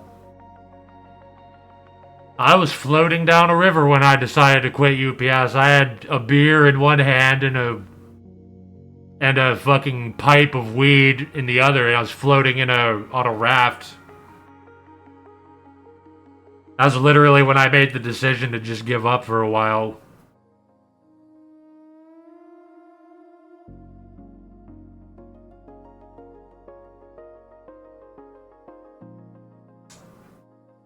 Maybe it was stupid. Maybe it wasn't, but it was. Those were some good years. It's been a good time being a NEET. There's literally nothing better. I don't want anything else than to just live on the computer and just do whatever I want. There's literally nothing better. Like, that's it.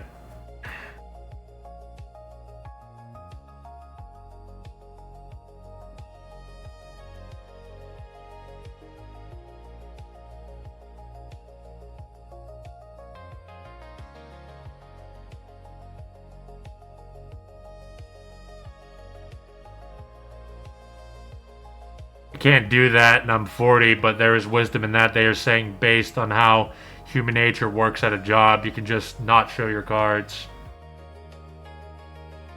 Never show your cards around normies, like I said on that wolf stream.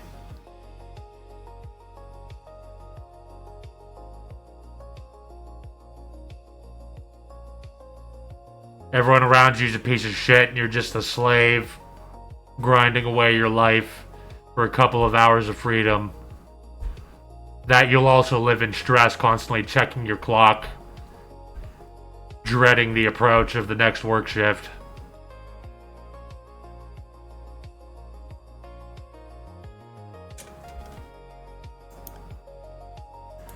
Yeah, I happened to somehow manage to be a NEET living on the internet for 10 years, and that isolation and endless free time despite my poverty caused an awakening. I wasn't a sweet cupcake either. I was pretty wicked in many ways.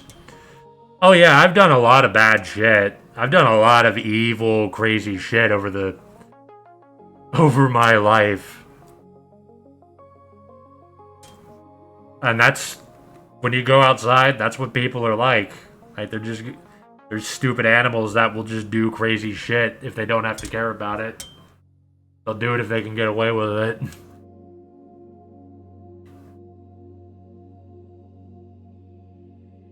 That reminds me of your upload you did in the river. Yeah, when I was live streaming while I was swimming around in a river. I mean, I didn't really talk about anything, but I was just sitting in a big river. But no, when I quit UPS, no, that was when I was floating with some friends at the time, drinking and listening to music. They had like a radio. They had a speaker on a raft. And we would just pass like a pipe of weed around. Like we would float over each other and then hand the weed over. You'd float over to the cooler and grab a beer. And it was I think it was like Mike's Hard Lemonade and Twisted Tea too, so it was like stuff that actually tasted good.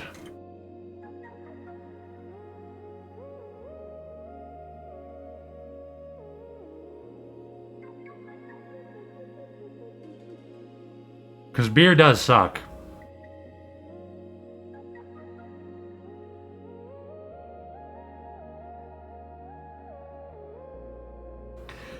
Like, just... I was just like floating. I was just floating in a raft staring up at the blue sky.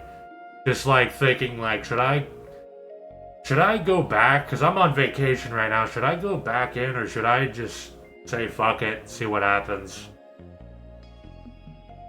And I mean, yeah, poverty sucks. Being poor fucking sucks. My teeth are falling out. There's nothing I can do about it. But, yeah, it was... I confirmed two things. That there are no opportunities in this area. Everybody's a piece of shit. I guess those are two things, but... Third thing is that being a NEET is the best thing ever. Being a NEET with a decent computer, even like a 10-year-old computer like what I have, it's awesome. There's literally nothing better. Having a good 1920 by 1080 resolution monitor, and just, it's perfect. There's literally nothing better. I would drink water. I would forsake all other pleasures in life for this. I would give up. I would eat, like, gross nutrient paste and drink water if I could live on a computer. I would eat slop. I would give it all up. That's basically what I'm doing now, because I'm cutting my eating down a lot, because there's shit that's happening to the benefits. So for now, I'm just like, I'm cutting. I was already not eating much, but I'm cutting back on food as much as possible. I already drink water. I love drinking water. I'm gonna say this a lot. The key to drinking water, if you're not doing this, have 3 bottles of water, fill them up, put them in the freezer, and then take one out. Basically, if you have 3 bottles of water, what I have is, I have 1 bottle that's already thawed, that's cold and thawed out, that I drink. And then I have a frozen bottle that's thawing out, and it'll be melted by the time I get to it. And then there's 1 bottle in the freezer. And then I'll put this bottle back, pull the new one out, and then I'll drink that bottle. That's sitting here right now. And then if you do that, you will enjoy water again, provided your tap water doesn't have something wrong with it. I love water. I love ice cold water.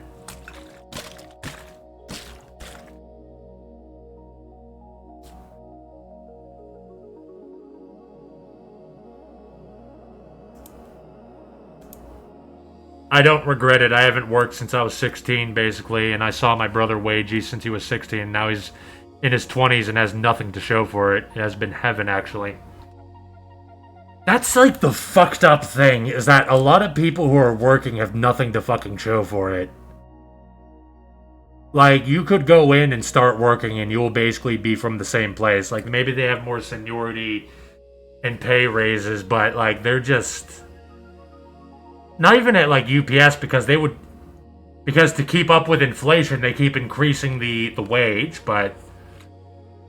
The system's breaking down so that they actually stagnate the wages. I think you still get paid, like 16 an hour if you go in. Because so many people show up to work that the workers have no leverage, so you just have to accept getting fucked over and underpaid with no benefits. And potentially losing your job at any moment.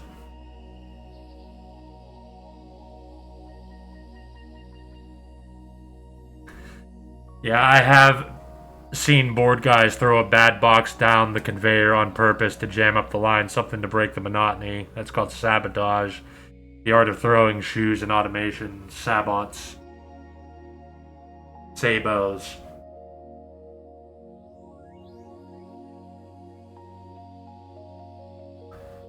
That would piss me off if they did that. Because the goal is... That would piss off a lot of people. That... Man, I would kill whoever did that if a normie actually did that as some impotent act of rebellion. That made me turn off my autopilot to take care of it. Productivity propaganda is such ass. I saw some 27-year-old dude regret not locking in his 20s. Wishing he didn't play games and watch anime, needing his true wealth in the day-to-day. You live better than 99% of people. Yeah, I saw that same tweet. I tried doing that. I went out and I found out that everything sucks. I went out and found out people lie about what they do. The clubs play shit music. People are on meth and do coke.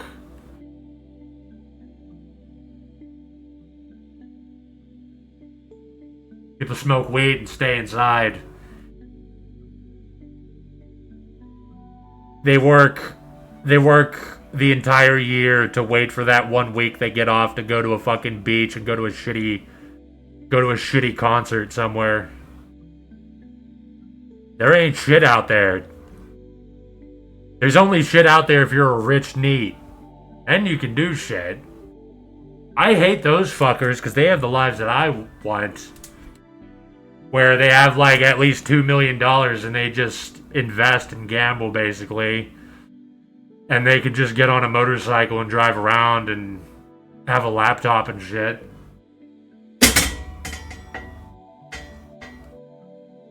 And they just...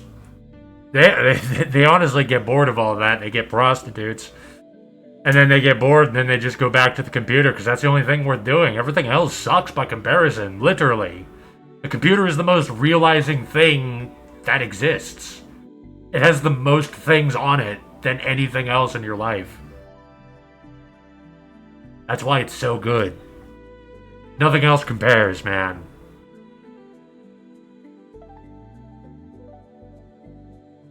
I don't regret needing because all I'm good for is $10 an hour idiot loser jobs. Yeah, I mean, that's what I'm gonna get put into. Job market fucking sucks. All the jobs are like $13 an hour out here. 13 to like 17. And you gotta drive to work. You gotta drive 20 miles to get to the building.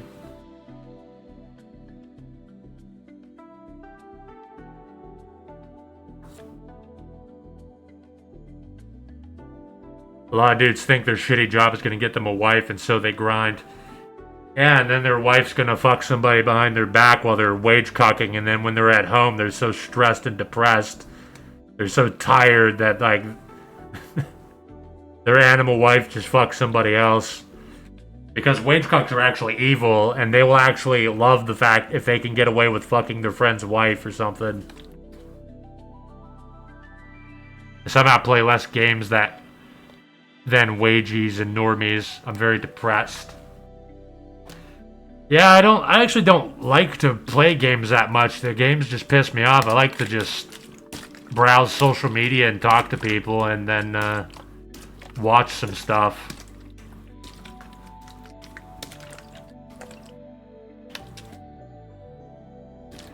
I had my wisdom teeth pulled last fall and went home without taking painkillers. I found that laying on the couch, not thinking of anything in a trance, blocked the pain till it abated after a few hours. That is rough. That they did not give you any pain medication. They're supposed to do that, but I bet your healthcare didn't cover it or you didn't have any, because that happened to me.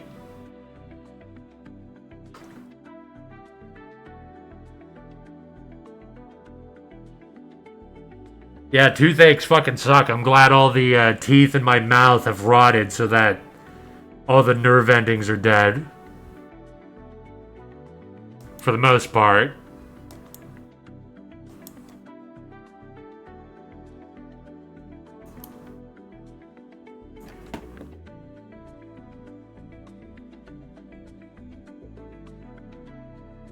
Yeah, what a loser. What does he even want? When I saw people firsthand having nothing to show for it and they struggled very hard, hell, I struggled with that too.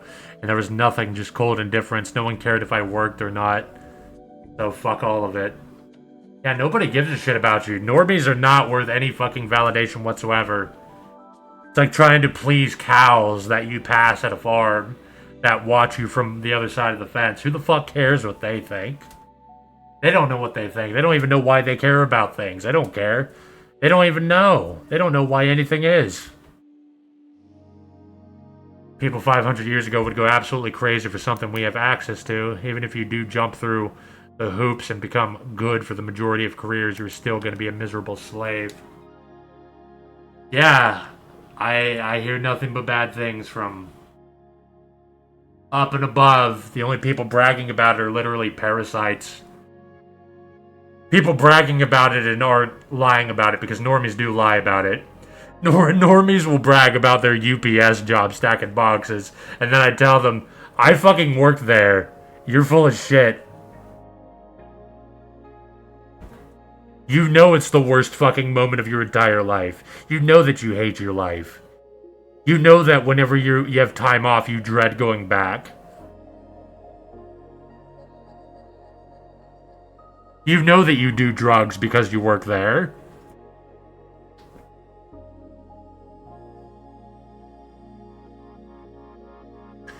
Boomer parents are very hostile to the computer and spout propaganda like it's going to rot your brain and eyes and other nonsense. Even though the computer is a godsend and honestly one of the only pleasures I enjoy in life. Yeah, and those boomers are addicted to their fucking smartphones. And they're watching fucking AI-generated slop.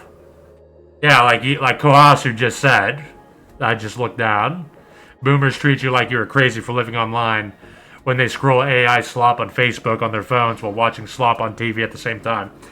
AI slop is just another... They already weren't worth talking to. The fact that their entire existence might as well be AI slop. People are talking about how they're boomers. How boomers like normies now have moved on to showing you Facebook AI-generated reels. That's shit. They're actually showing you, like, nothing. It's nothing. They're showing you just, like, it's nothing. You're looking at fancy, colorful nothing. And that's the level their brain is on. Like children.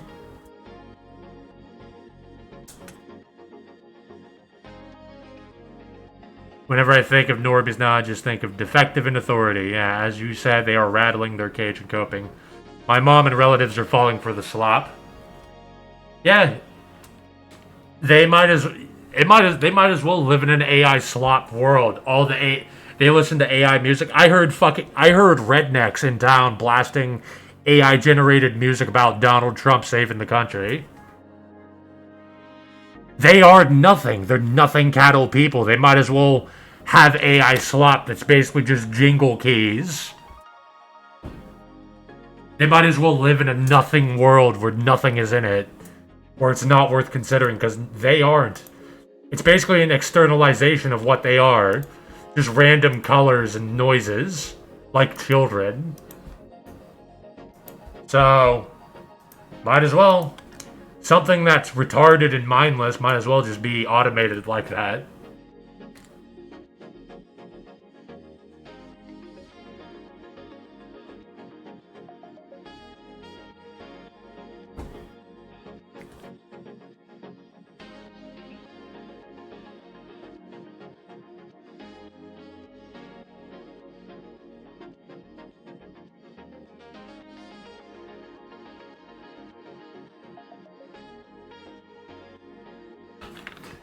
Boomers are literally on Facebook watching AI-generated slop of ICE agents getting attacked by leftists and brown people.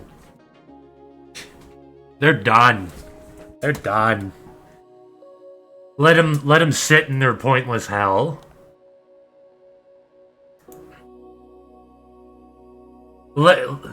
This reality is spelling it out, making it absolutely clear to anyone with a fraction of an actual soul that these people are blatantly empty inside and not even worth considering, except as slaves.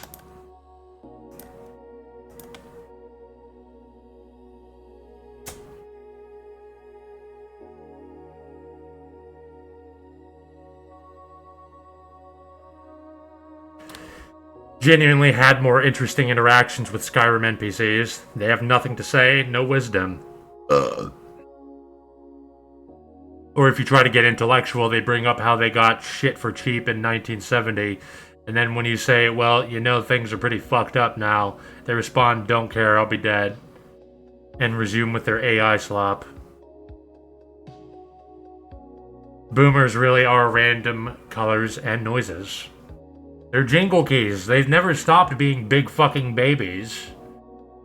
Because normies have to act like everything is wonderful, positive, and up and up. That's how they are wired. When they ask you, how are you doing, you can't say the truth. It's got to be, I'm ecstatic to be here, nothing less. The funny thing is I occasionally hear normies complain that is the only answer they get. Well, yeah, because everyone is saving face and trying to hold a facade so they aren't outcasts. Yeah, they have to convince everybody around them that they love life and they have faith in the system, because saying otherwise they think is weakness, which it is. Among normies, if you say that things suck, then you are basically making yourself vulnerable for a normie to say, well, you just suck. You only hate America because you suck. You hate this country because you suck. Stop blaming rich people. You just suck. You suck.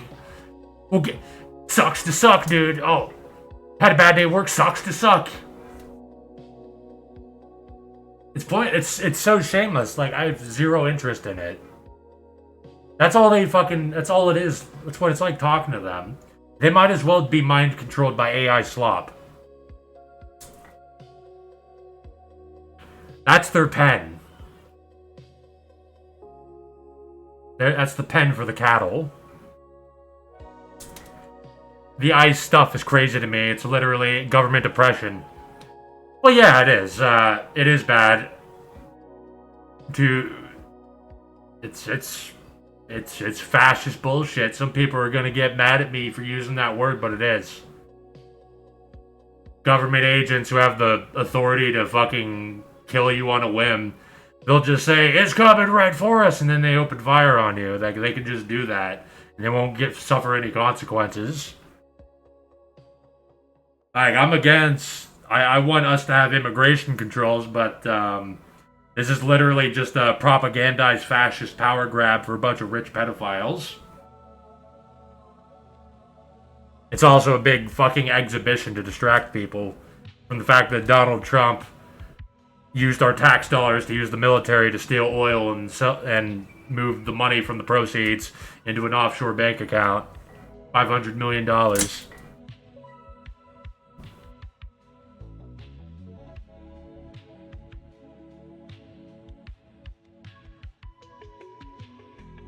And then the cherry on top, these normies, these meth heads who think Venezuela was actually the reason that people are ODing, and that we actually do need to capture Greenland before China or Russia gets it. These meth heads that are really worried about Somalians. They're just sitting on Facebook getting riled up by AI-generated videos of ICE agents being attacked by brown people, and they think it's actually real. They're literally just, like, consuming a bunch of Israeli data center-produced fucking slop that reinforces their worldview, which happens to be controlled by fucking, like, Peter Thiel and Elon Musk and tech oligarchs and a bunch of fucking rich pedophile capitalists, such as them. What are the odds? Perfect system. Dystopia.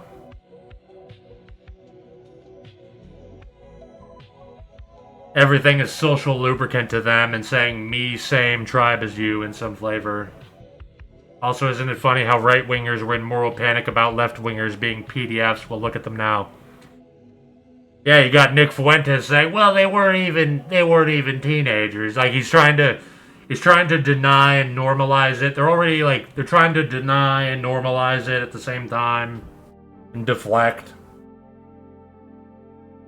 Elon Musk spent a week fighting the UK over Grok's ability to sexualize children. And then he folded anyway. And, like, it's really stupid how when you look at Chinese emperors and Pinochet and capitalists and rich people, like, they just want to bang kids. Like, I want to sit on a computer. These people want to fucking buy 50 yachts and bang 50 kids on each one. We are not wired the same way. And normies think that it's so based. They just love the realization. They see somebody else getting so much immediate realization for being rich, being able to do whatever they want, and they just become so enamored with it and submit to it like that rich person is their parent. And they hope that they can fuck kids too. That's basically the normie brain. They hope that they can corrupt society and get free money. They hope they can sell nuts and bolts they can have a contractor. They can have investments in or own a contractor where they sell nuts and bolts to the local government for 10 times the markup price.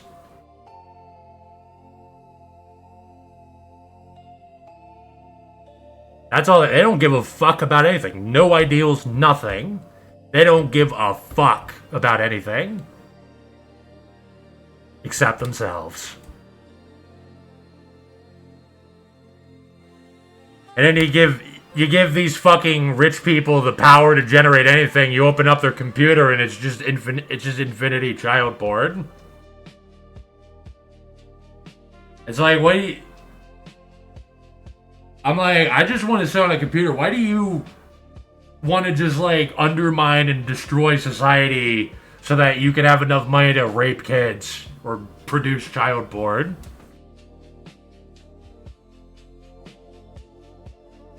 Fucking Pinochet, the Chilean dictator, hero of capitalists.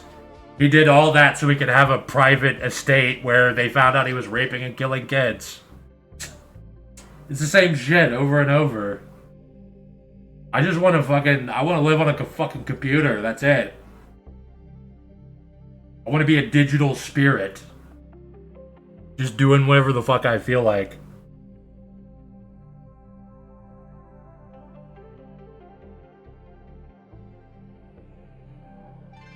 But the Iran protests are totally not fine, guys. It's only okay when we do it. Yeah, I mean, they got us.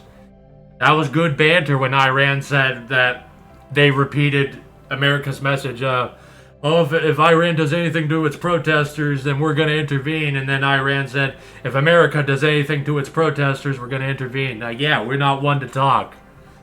But we're ruled by rich pedophile capitalists who need to make infinity money by bombing Iran, so...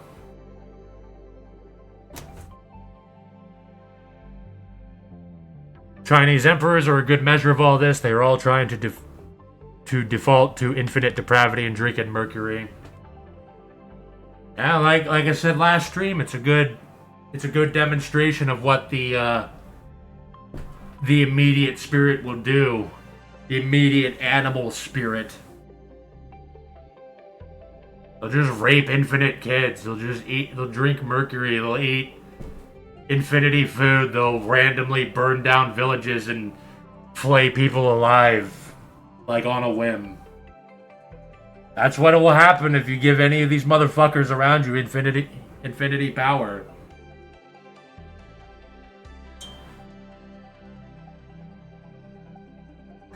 The boomers often said, "Another day in paradise." I actually told a boomer that was bullshit. He got up in my face and said, "Lone hiker, we have to say that in order to convince ourselves to remain sane." Yeah, they either say that or they say, "Live in the dream. Live in the dream. Another day in paradise." How many times can you say that to people? Over a lifetime. Keep themselves sane. No, that's long gone. You have to be insane to be a Wagecuck in America getting exploited like this. You could have 6... You could literally leverage your majority presence in your government to have 6 paid weeks of vacation every year. And higher wages and lower housing costs, but... no, that's impossible. Because America's a fucking cursed shithole. The whole Grok stripping kids' clothes and stuff was wild, while Nick was pushing normalizing pedophilia and shit. Yeah, hard to believe Nick started doing that, but hey, Magatards are defending their daddy as well. I mean, it's no surprise that he's doing it. Like, I always knew he was a grifter who was just right sometimes. He was right about... He would say a lot of right things about Israel. But, he's going all in on the fascist oligarch bullshit where we're gonna get robbed and work forever to pay for some rich pedophiles to get richer. I mean, I knew he was a grifter. It's only a matter of time until they backstab you. It doesn't matter how based on Israel they are. Especially since, in the end, he just defends Israel and supports everything they want anyway.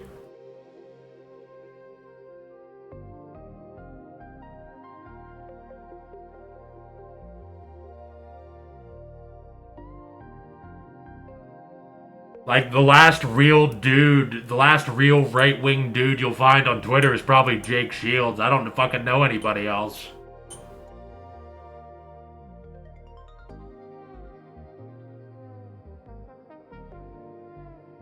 I don't even know if you would call him right-wing. I don't even think he cares about that. Which is the sane outlook. Like, who the fuck cares about right or left? That's bullshit.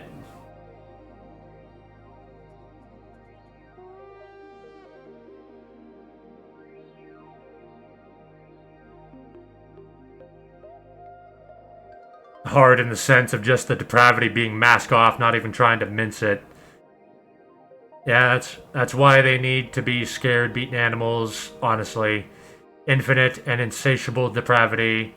Yum mercury, you can vape that stuff too. As you said, he is now under control and is just trying to blow off steam because he's a yapping dog on a leash. Yeah, and he doesn't give a fuck because he already got his millions. Like, he doesn't have to care. He has comfort and pleasure. He doesn't have to care about anything, and he's choosing to do evil instead. There's your Christianity. There's your based Christians right there.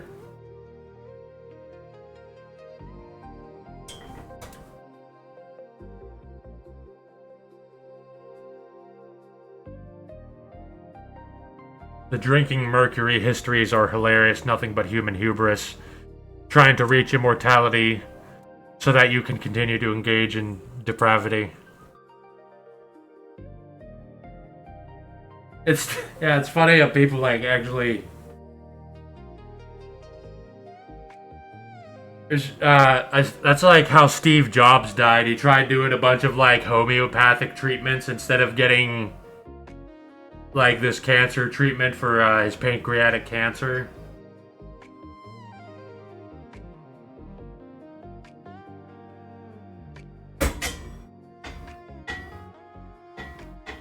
And then, I think the Dilbert guy died from cancer because he was doing, ivermectin or something instead of getting treatment. Allegedly, that's what I heard. But I believe it.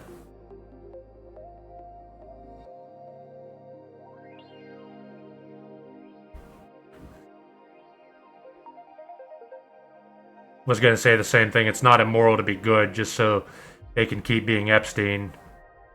It's not immortal to be good. Russia gives 28 days off, which is the most in Europe, so this horrible despotic nation actually has a superior vacation policy for its citizens. I guess there is always trade-offs. Iran has the most in the world, last I checked. The freest country in the world gives 0. You are dependent on the employer's policy. Yeah, you gotta suck their dicks and beg them not to get you kicked off of your health benefits. Isn't that funny? You're dependent on, like, Walmart or UPS or something in order to keep your access to the fucking hospital. When you actually think about it, it makes no fucking sense. Until you remember that this is a society ruled by rich pedophiles.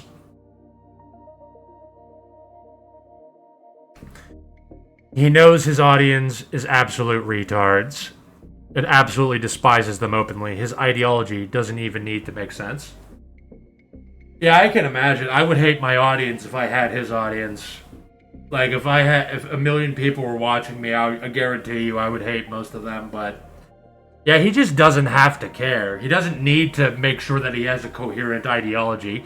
He just has to, like, give hot takes that will get clipped. He just has to say something provocative. He uses a lot of performative, edgy shit where he talks about how women need to be in the kitchen, blacks should get arrested, and it all amounts to nothing. It's all literally just distractions and dopamine rushes. That does nothing. And then what does he actually advocate? He advocates infinity wars and making you work 20 more hours a week so that rich pedophiles can get richer. That's all he advocates, so fuck him. He's dead. He's dead in the water. He's gone. It was only a matter of time. He's dead.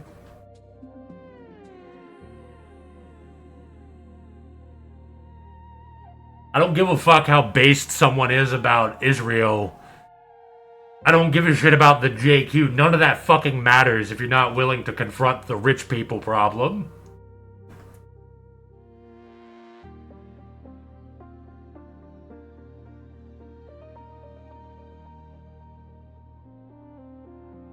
On Epstein had a lot of scientific ventures that delved into cloning and immortality. He probably cloned himself and a younger version of himself as raping kids somewhere else. Good point. He parallels this too. Hell, he wanted to have his genetics present in most of the population too or something. Yeah, like Elon Musk is doing, and we all know that he has no connection to sexualizing children or producing child porn or anything. And he sure didn't hang out with Donald Trump multiple times after saying that he was in the Epstein files and did all those things that he was accused of doing. Literally, like some single-celled organism in a petri dish wishing to replicate itself infinitely. Same, they are absolute mouth-breathing idiots, and I couldn't keep up the act either. Yeah, cloning is not science fiction. We already can clone mammals. I mean, it's still mostly science fiction. A lot of the gene editing is bullshit. But, yeah, we can do some things, and I don't think we can clone humans yet.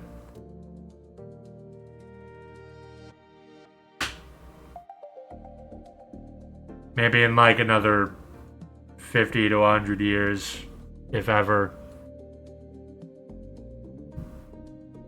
If you look closely, he really stands for absolutely nothing. All these appearances, but he's going to be an irrelevant footnote. Just like Jordan Peterson, remember him? Nobody does. Except people making fun of him.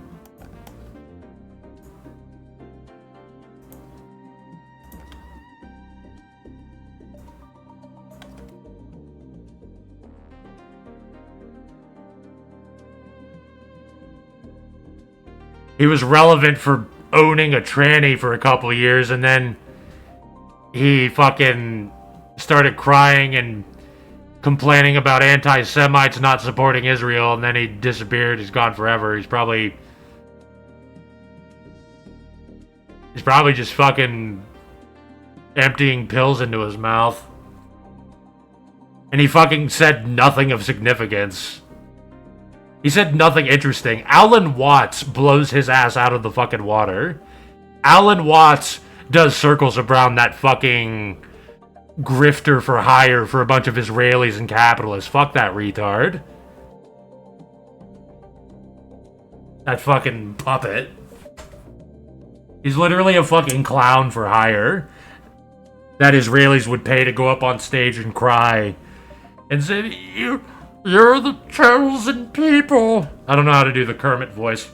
You're the chosen people. I've never tried to do that voice. You're the chosen people. You are the chosen ones. If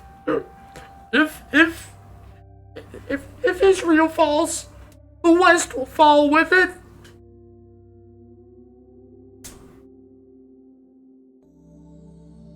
And he was like losing his mind, getting angry at like a Sesame Street character that was like a worm.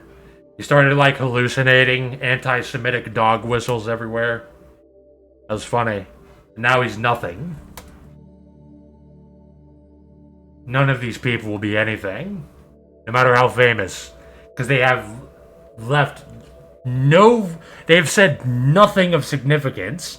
They have done nothing but push the agenda that someone else wanted to manipulate markets and thoughts around. That was it.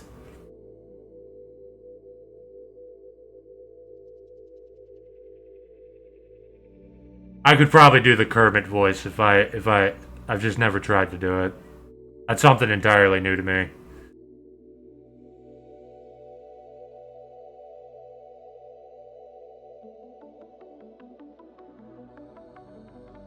Oh, it still says I'm playing Metro Last Light. Oh.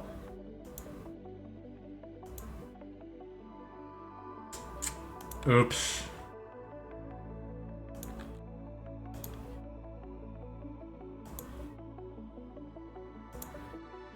And I didn't set this to just chatting, so that might be why there's a couple less people.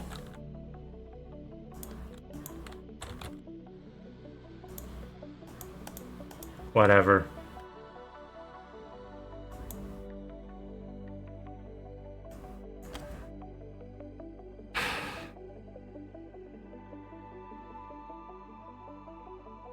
But you don't understand, he's so smart.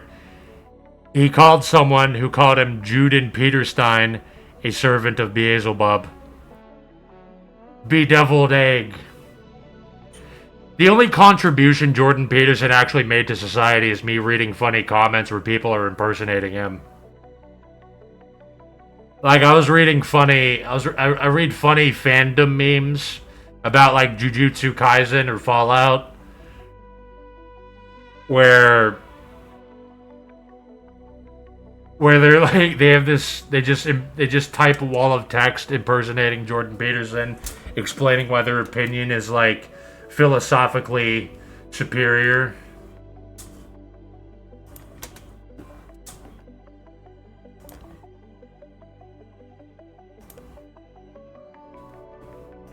The group.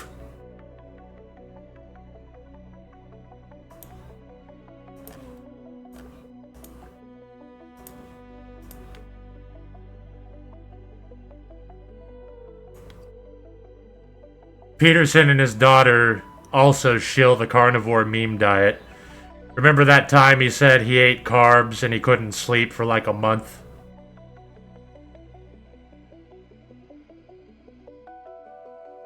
Yeah, they were shilling a bunch of things. It was a shameless fucking grifter.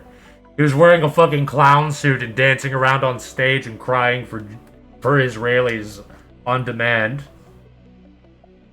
He was toast. Literally, like, just listen to fucking Alan Watts. People say that Alan Watts is basic, but he's literally like he opened my eyes to a lot of things. He put things into perspective after I came down from a drug drip. And then you can compare that to Jordan Peterson, who could just all he would do is babble about analogies. He would just say very basic things, but he would say it very analogously, comparing things to dragons or Jung's shadow or something. It was the most pseudo-intellectual bullshit, completely propped up by the fact that he triggered a libtard one time.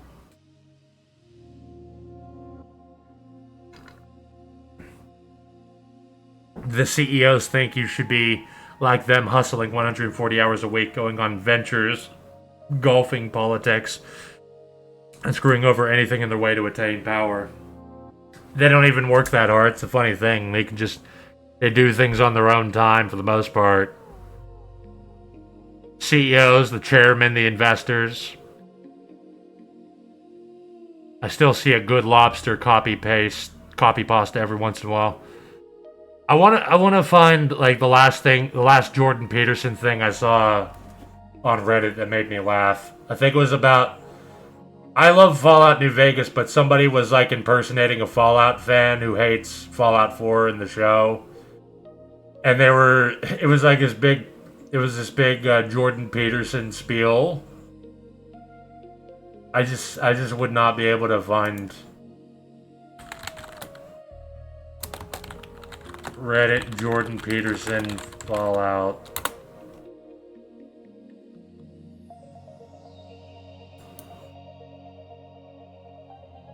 No, I won't be able to find it.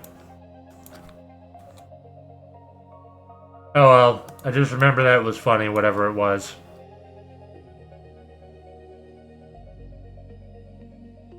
On Joe Rogan's show, I think, he was like, I ate a potato and couldn't sleep for weeks.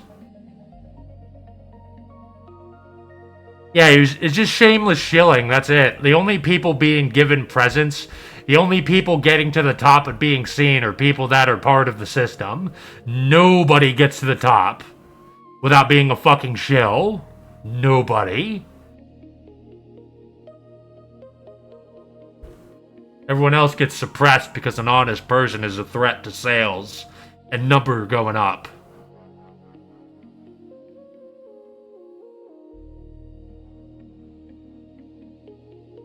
I have seen a company not pay its suppliers till the sue. They just litigate them to death and let it die in court. Then they go out and find another supplier, rinse and repeat. Just imagine how fucked things would be even without like those laws. I bet Europe has better laws for dealing with that. That's how the real world fucking works. Thanks for. I'll add that to my list of shit that I'll tell people in addition to contractors lobbying the local government for marked up contracts for the next 10 years for a bunch of easy money. And electricians fixing traffic lights for literally like 10 times the cost. Because their buddy is in the local government. That's the real world.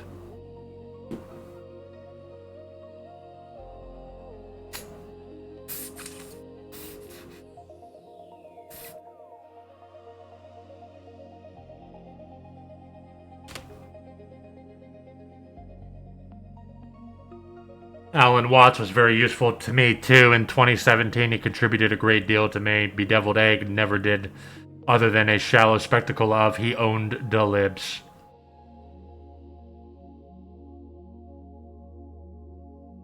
Yeah, Alan, I don't give people, a lot of pseudo-intellectuals, like a lot of Christian retards, and a lot of philosophy student tryhards give Alan Watts shit, but he is an actual spiritualist that actually can, like, lead people over into understanding their questions and the weird experience that they just had. That is exactly who you want to talk to on a drug trip. or if you've had any kind of intense experience, like your house burned down, or you've been lost in the woods, you've been homeless and hungry for several weeks, and you have your phone just listening to Alan Watts talk about how German soldiers could achieve natural satori while getting bombed in the trenches. He would talk about the German diplomat to Japan who brought Zen Buddhism back to Germany to help German soldiers with PTSD after World War II. Yeah, that's actually fucking crazy shit. That is actually awesome and helpful. He would talk about the ego. He would talk about a lot of things I still say today.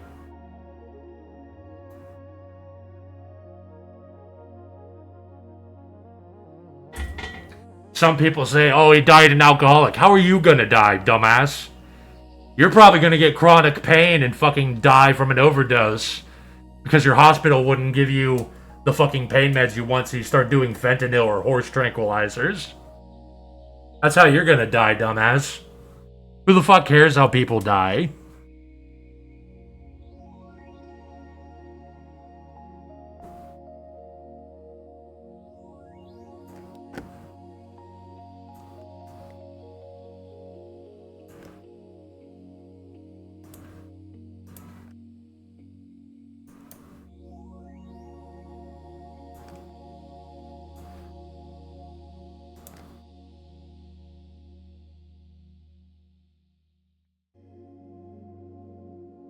Don't forget contractors lobbying for anti-right to repair laws.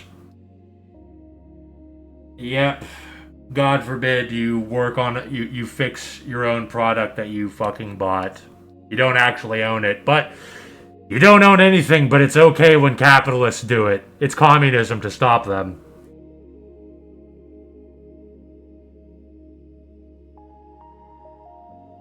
He really was a good gateway. People criticizing him are just being elitists. Yeah, I find my thought still converges with him, too. Being an alcoholic means nothing. Crowley was addicted to heroin for most of his life and died broke. He died from alcohol. That just makes him more sympathetic, IMO. I mean, the Zen master Ikkyu visited brothels in his Zen robes and drank a lot, too. It doesn't matter what people are physically doing. And plus, especially dying. We're all gonna die. We're all gonna die like a bitch. We're all gonna become nothing. We're all gonna lose everything. We're all going to be dragged into the thing we were trying to avoid our entire lives, because it was all futile. We're gonna lose everything. Our memories, our senses, our name, everything. It's all gone forever. Those people don't truly grasp death.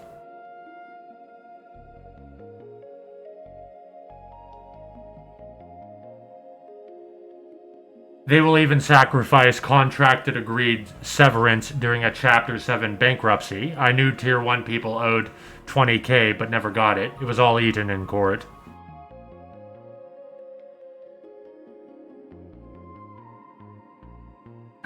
Yeah, the legal system is fucking designed to protect rich people and filter out poor people.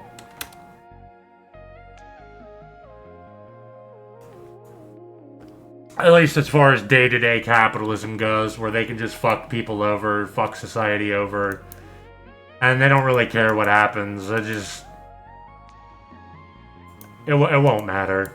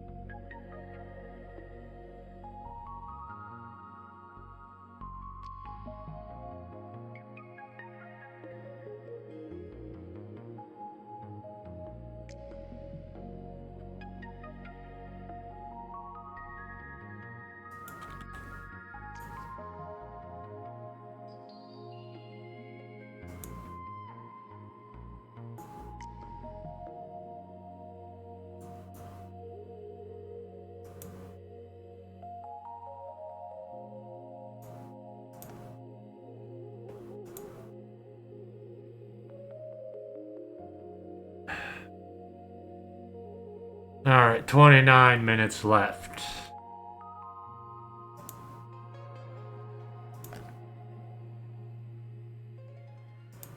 Sometimes I don't really want to do these streams, but then other times it's like,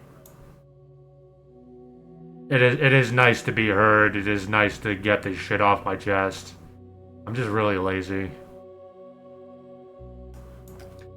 When Arabic magic was imported into the Christian West, there was great concern that it had demonic contaminations and needed sanctifications to be made safe. Recall that the average medieval Christian believed that Muslims were devil worshippers and all the successes of Arabic culture were deceits of Satan. Even Picatrix has some sanctification material to neutralize the polytheistic elements in the petitions, but far more appear in Agrippa and other explicitly Christian magical texts. The medieval attitude towards God was also a bit odd. Don't forget, there are talismans in the Quindecim Stellis, which grants the bearer the favor of God. So apparently God is not immune to bewitchment himself.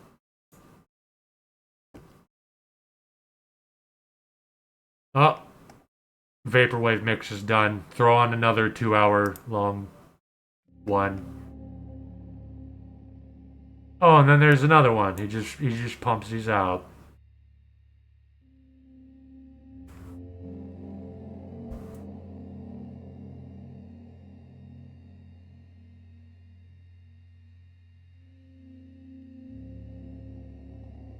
I find it interesting how the medieval Christian god could be bewitched, and how with nobles in the time period, they saw themselves exempt from morality because they were closer to God. They didn't have that Christian sense of guilt or sin.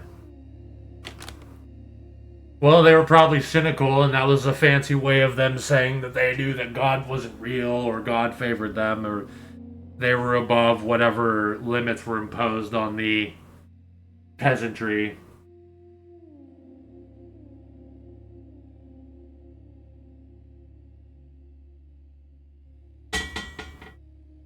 I mean, that sentiment has never stopped. People that are powerful do not give a fuck about anything. Give normies power and money, they will continue to not give a fuck as much as they already did. But now they have the power to impose their will on others, and they do infinity, depravity, and think that they're above God, so to speak.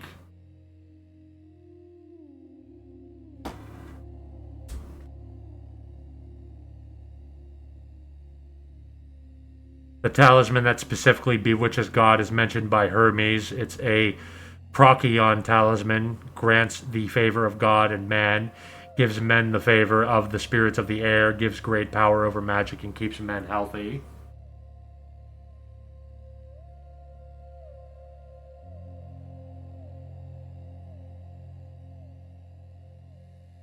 God, this is a bit.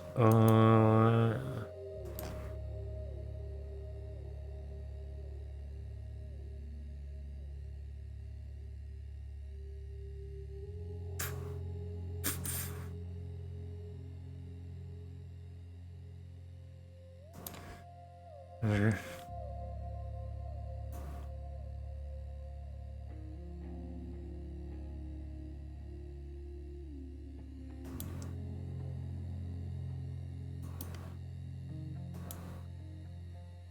Yeah, I mean that's about normal. That's like the medieval attitude that a lot of Jews have too.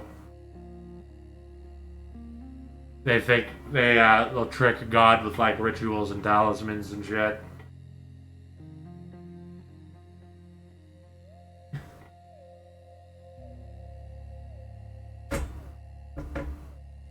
It's just a very peasant brain outlook that they have.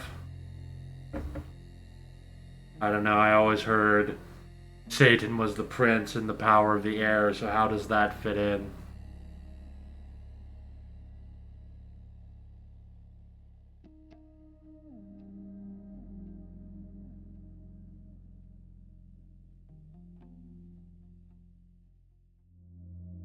There.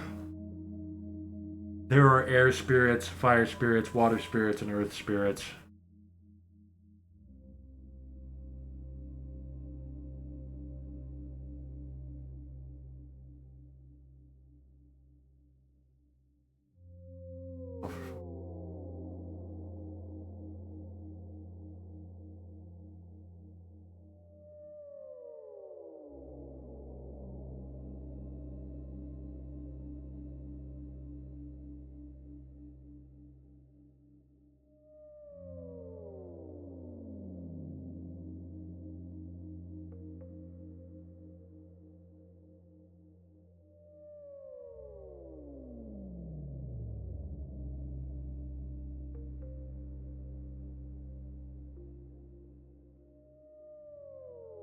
Well, thanks for your concern or wishes, VA 6.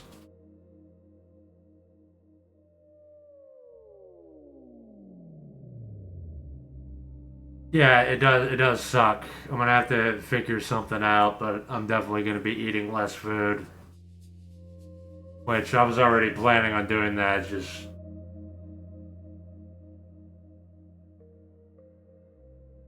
I'm just gonna I already drink water and eat fucking eggs. Shit. Eat eggs, noodle soup. Like I already don't really do much to justify eating that much. Just means I won't have to exercise. For example, there is a Saturn talisman which gives favor of spirits of darkness, the ring of Saturn. Let whoever carries this ring beware of eating the flesh of ducks and of entering any shadowy place. He will be served by the spirits that work in the shadows, and darkness and profound secrets will be revealed to him. And he will be served by bulls, men, scorpions, serpents, and mice, and every creeping thing upon the earth. That's written in most stories and TV shows. It's in playing cards, the five-pointed star. Indeed, it bleeds into pop culture because it's so fundamental to reality, and it also is present in humoral theory. The five-pointed star is spirit, air, water, fire, and earth. Sounds like streams might, and if you have might end if you have to work constantly. Yeah, we'll see. Yeah, working over 60 hours would definitely fuck everything up. That's always what I've dreaded.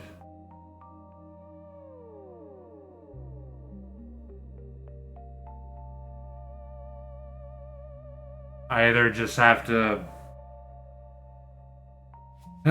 just ask for a bit more money for food if I have to, or I'm gonna look around in the area for someone I can prove that I worked 20 hours for them or something.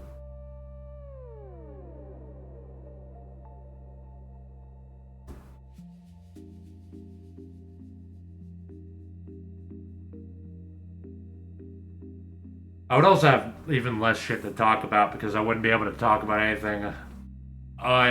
This week I was at work and I turned my brain off until I went home, and then I went to sleep.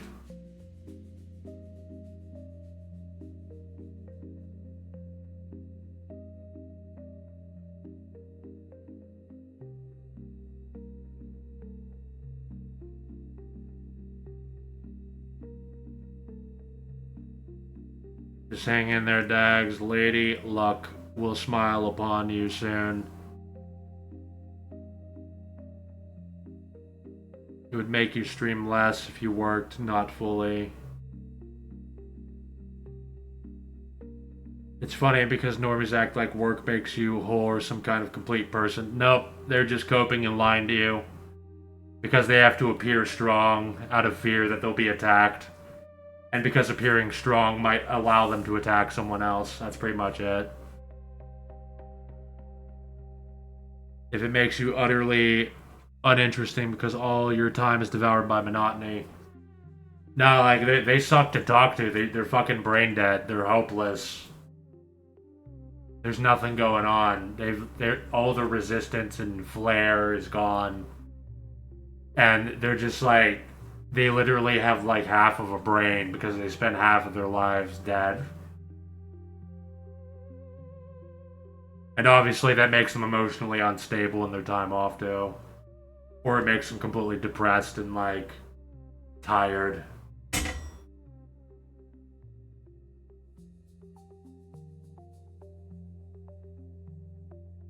I climb mountains and there are fire towers, water towers, lighthouses, stone, earth towers. I'm not sure what an air tower would be.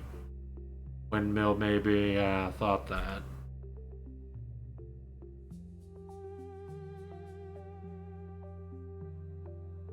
Uh, like some kind of a cairn. If not a windmill, like a cairn. Where it's in a windy area and the wind can blow through it. Like it's built in a way that the wind like it makes a big gust up through the tower. I don't really know what a tower is in this context.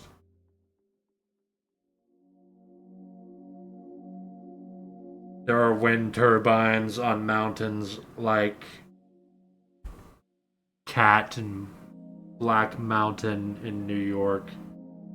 They are little turbines that power communication equipment. Fish equals water, predators like tigers equals fire, birds equals air, elephants, scorpions, etc. equals earth.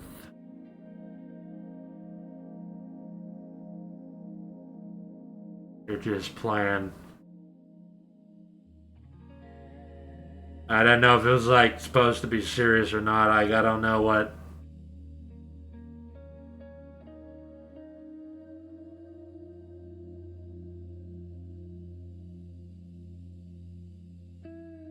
Actual fire equals fire, chili peppers equals fire.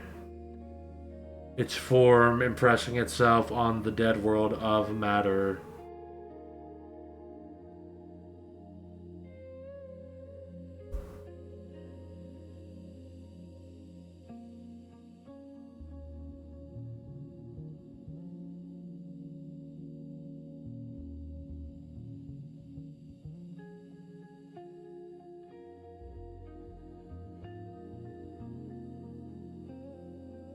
Huh.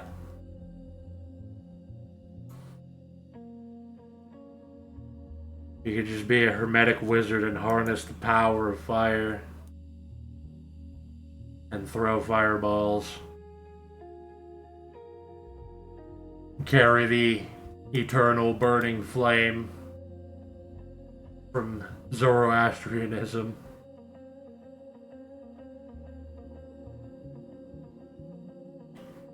This music is nice. It was I was just thinking that the guitar strumming is very chill.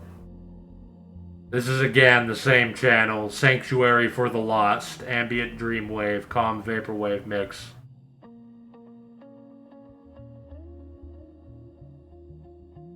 This music is awesome.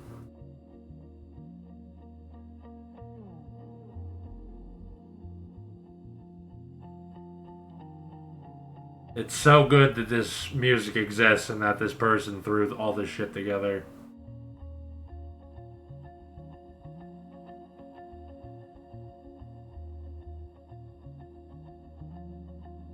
I have a flame demon possessed right arm I use in my magic.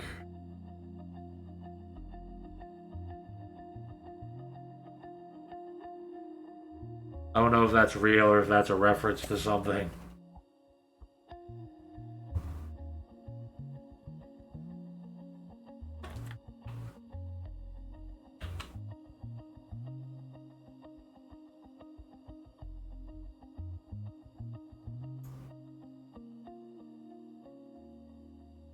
Yeah, 1 second.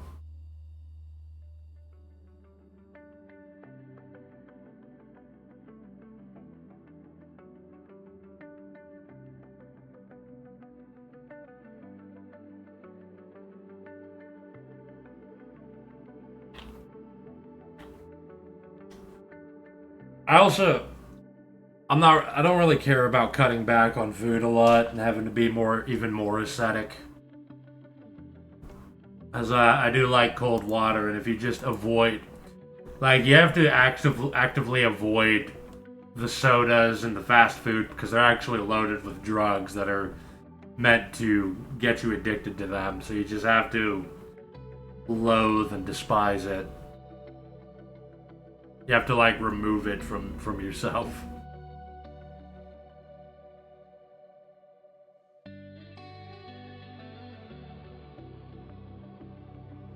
Real VA6 lore.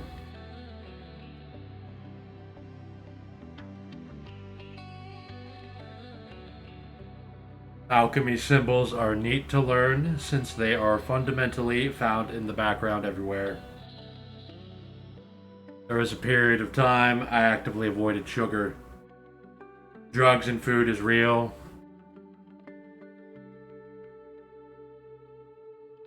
Well, it's not like meth or coke or something, but it's like they put chemicals and additives into it that makes you addicted to it. Like sugar, like even just sugar does that.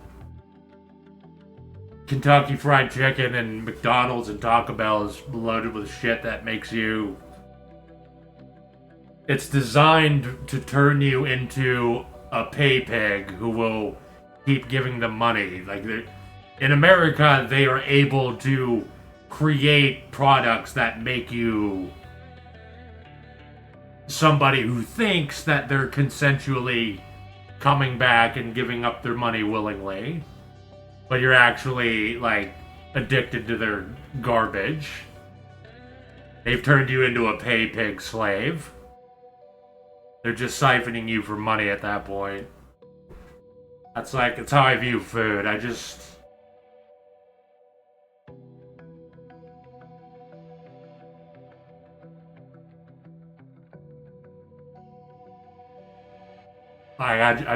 just want to eat, like, noodle soup and eggs and shit. And spaghetti and meatballs.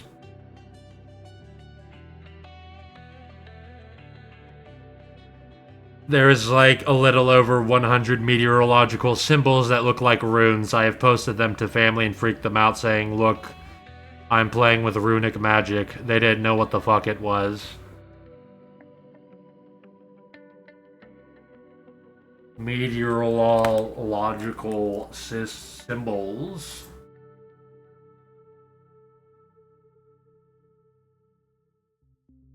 What are these? Okay. I'm seeing a bunch of symbols here. There are a lot here. Weather. Oh, just like weather map symbols.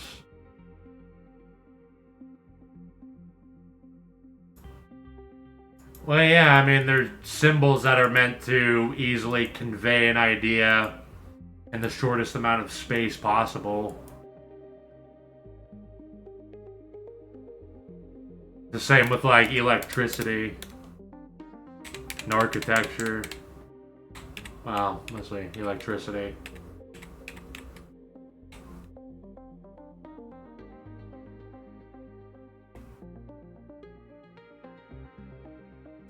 You know, it's funny how the biohazard symbol doesn't actually mean anything. It's like, the biohazard symbol is a symbol that some company just made up because it was such a random thing that stuck out that had no affiliation with anything else. That was like the weirdest, most striking symbol they could come up with to indicate to somebody, hey, this is weird, this is bad.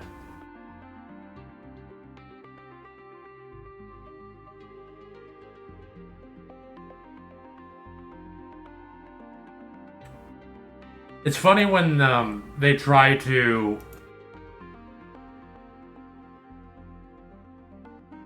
they try to make universal symbols, like when they make they devised for nuclear waste dumping grounds, they devised like black spikes. They tried to devise things that would be innately indicative to beings across time that this place is bad, you should not be here. So you have like giant black spikes and shit sticking out of the ground. Just making an area look bad and cursed that would scare animals away.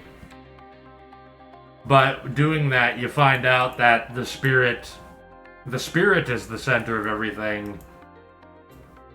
And you are trying to... Yes, like, it can apply to...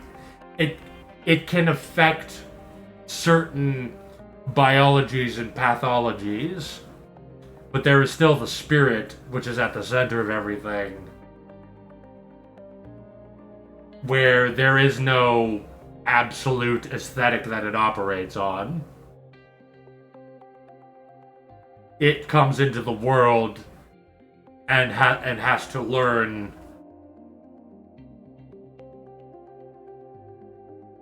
basically what will realize it and what not, what won't.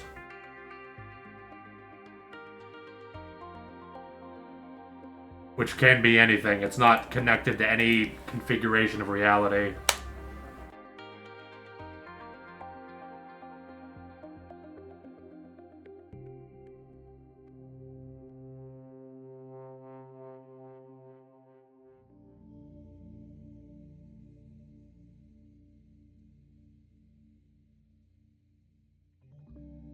The biohazard symbol represents a virus-like structure.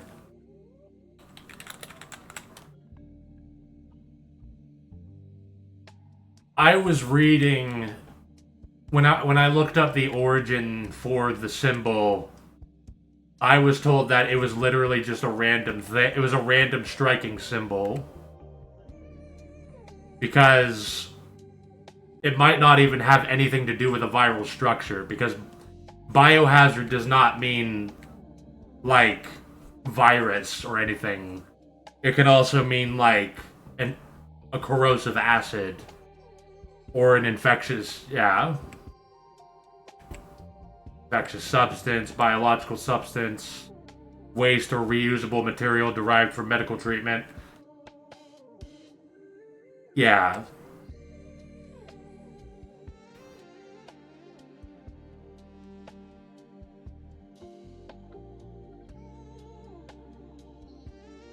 It can be a toxin. It was made up by a guy working for the Dow Chemical Company.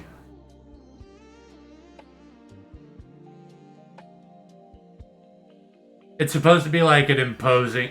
It's basically like a guy came up with a symbol where you would look at it and think, oh, that's like alien and probably dangerous. It looks like a weird, like, fangs or claws coming out of a weird symbol. And it's a symbol that has no, like, parallel other than, like, it's just...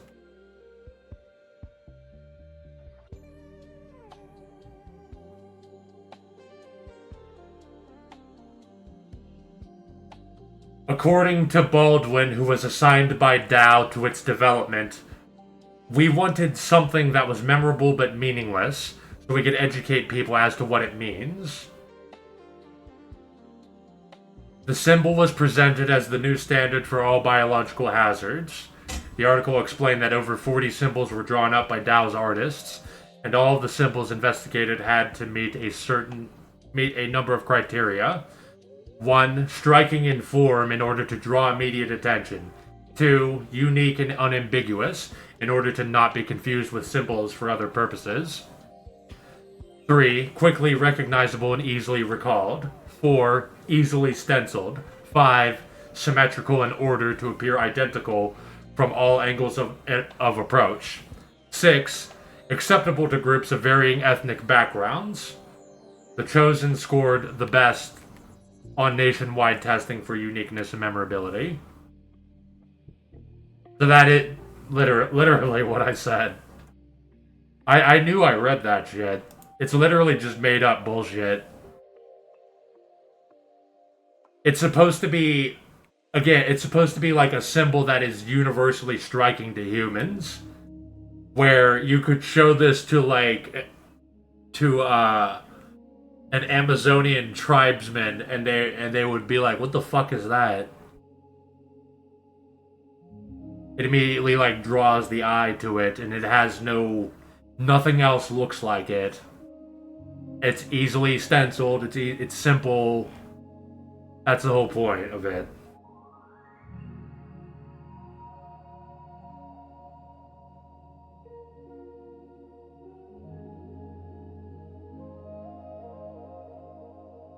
I mean, yeah, it's meant to be intimidating and startling.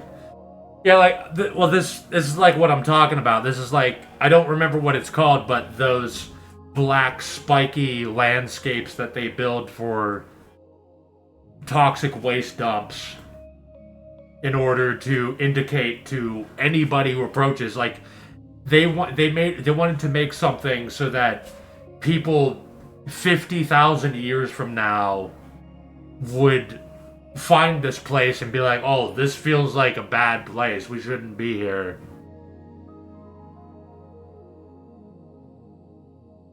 That's these are things that get brought up with like symbology. I was obsessed with this for a little while because I was trying to crack the code of like the universal symbols, trying to figure out like what appeals to everybody and why. And then I found out the boring answer is that actually the core, the bottom, the center of all this is the spirit, which has no actual innate connection to any laws of physics or aesthetics. And that these symbols we come up with are actually still tied to these particular bodies and forms that we take.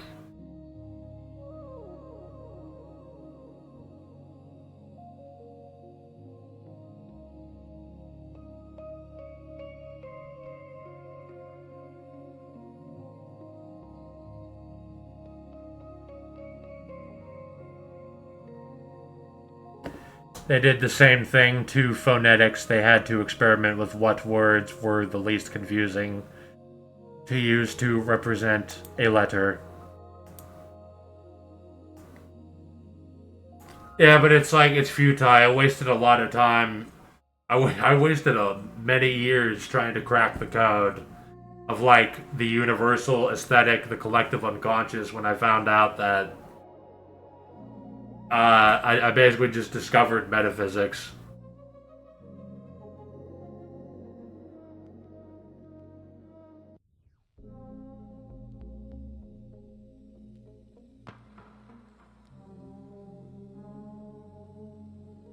Which is really boring, and it has no form because metaphysics is beyond physics, which also includes physical forms.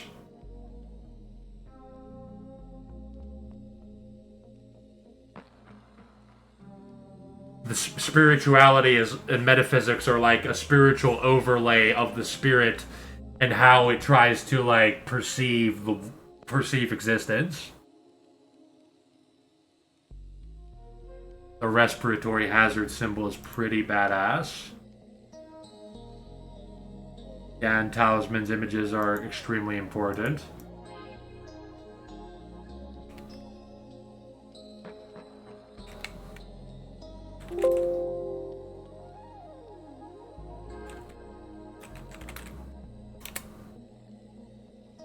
Yeah, that is a cool symbol. That does not, I guess that communicates, I mean, it communicates that it's something bad. It looks like something weird, evil, and alien is fracturing this human being. It just doesn't communicate like a respiratory hazard. It's just a sign that's like, oh, it's bad. It's like I could get killed by the Thing or something. The Thing monster, John Carpenter.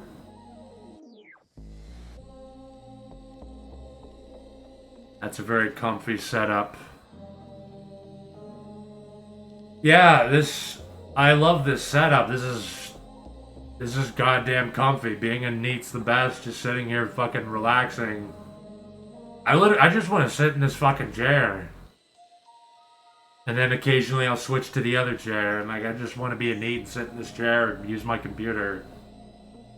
No, I literally don't want anything else. If I can have this forever until I die, I will take this over anything.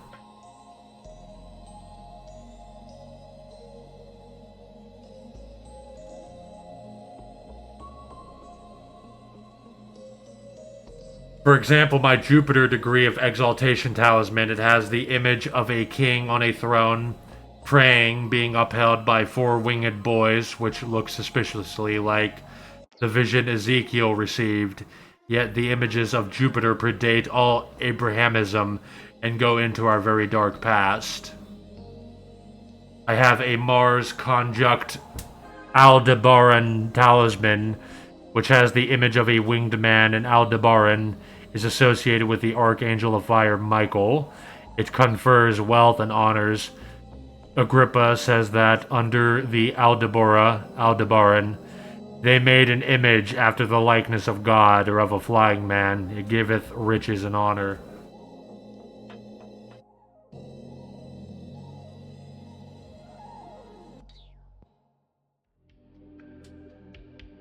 I mean, you say that. I mean, that is interesting if it predates Abrahamism. I mean, Abrahamism literally jacked most of its shit from other cultures. Like, they literally just. Judaism literally just shat on Zoroastrianism and the Babylonian religions, the Babylonian gods.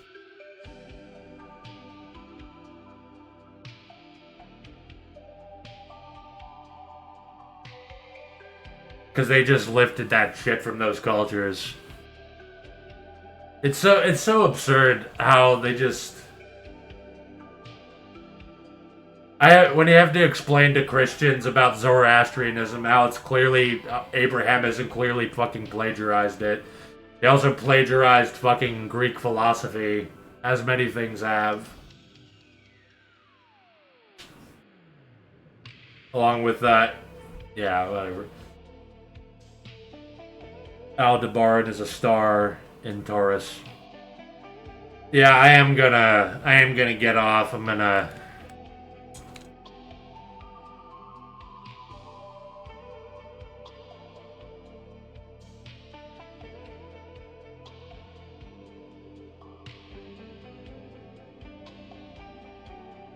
Well, I'm glad I was able to talk the entire stream, aside from the couple of problems that happened, but. It was good. Another solid stream. Thanks for showing up, everybody. Names mentioned. Whatever. Anyway, I also have, like I said, I was on Wolf's stream this week twice for a total of 6 hours. So, where I was talking to people. If you guys want to listen to that. I post the links on Twitter every time it happens, so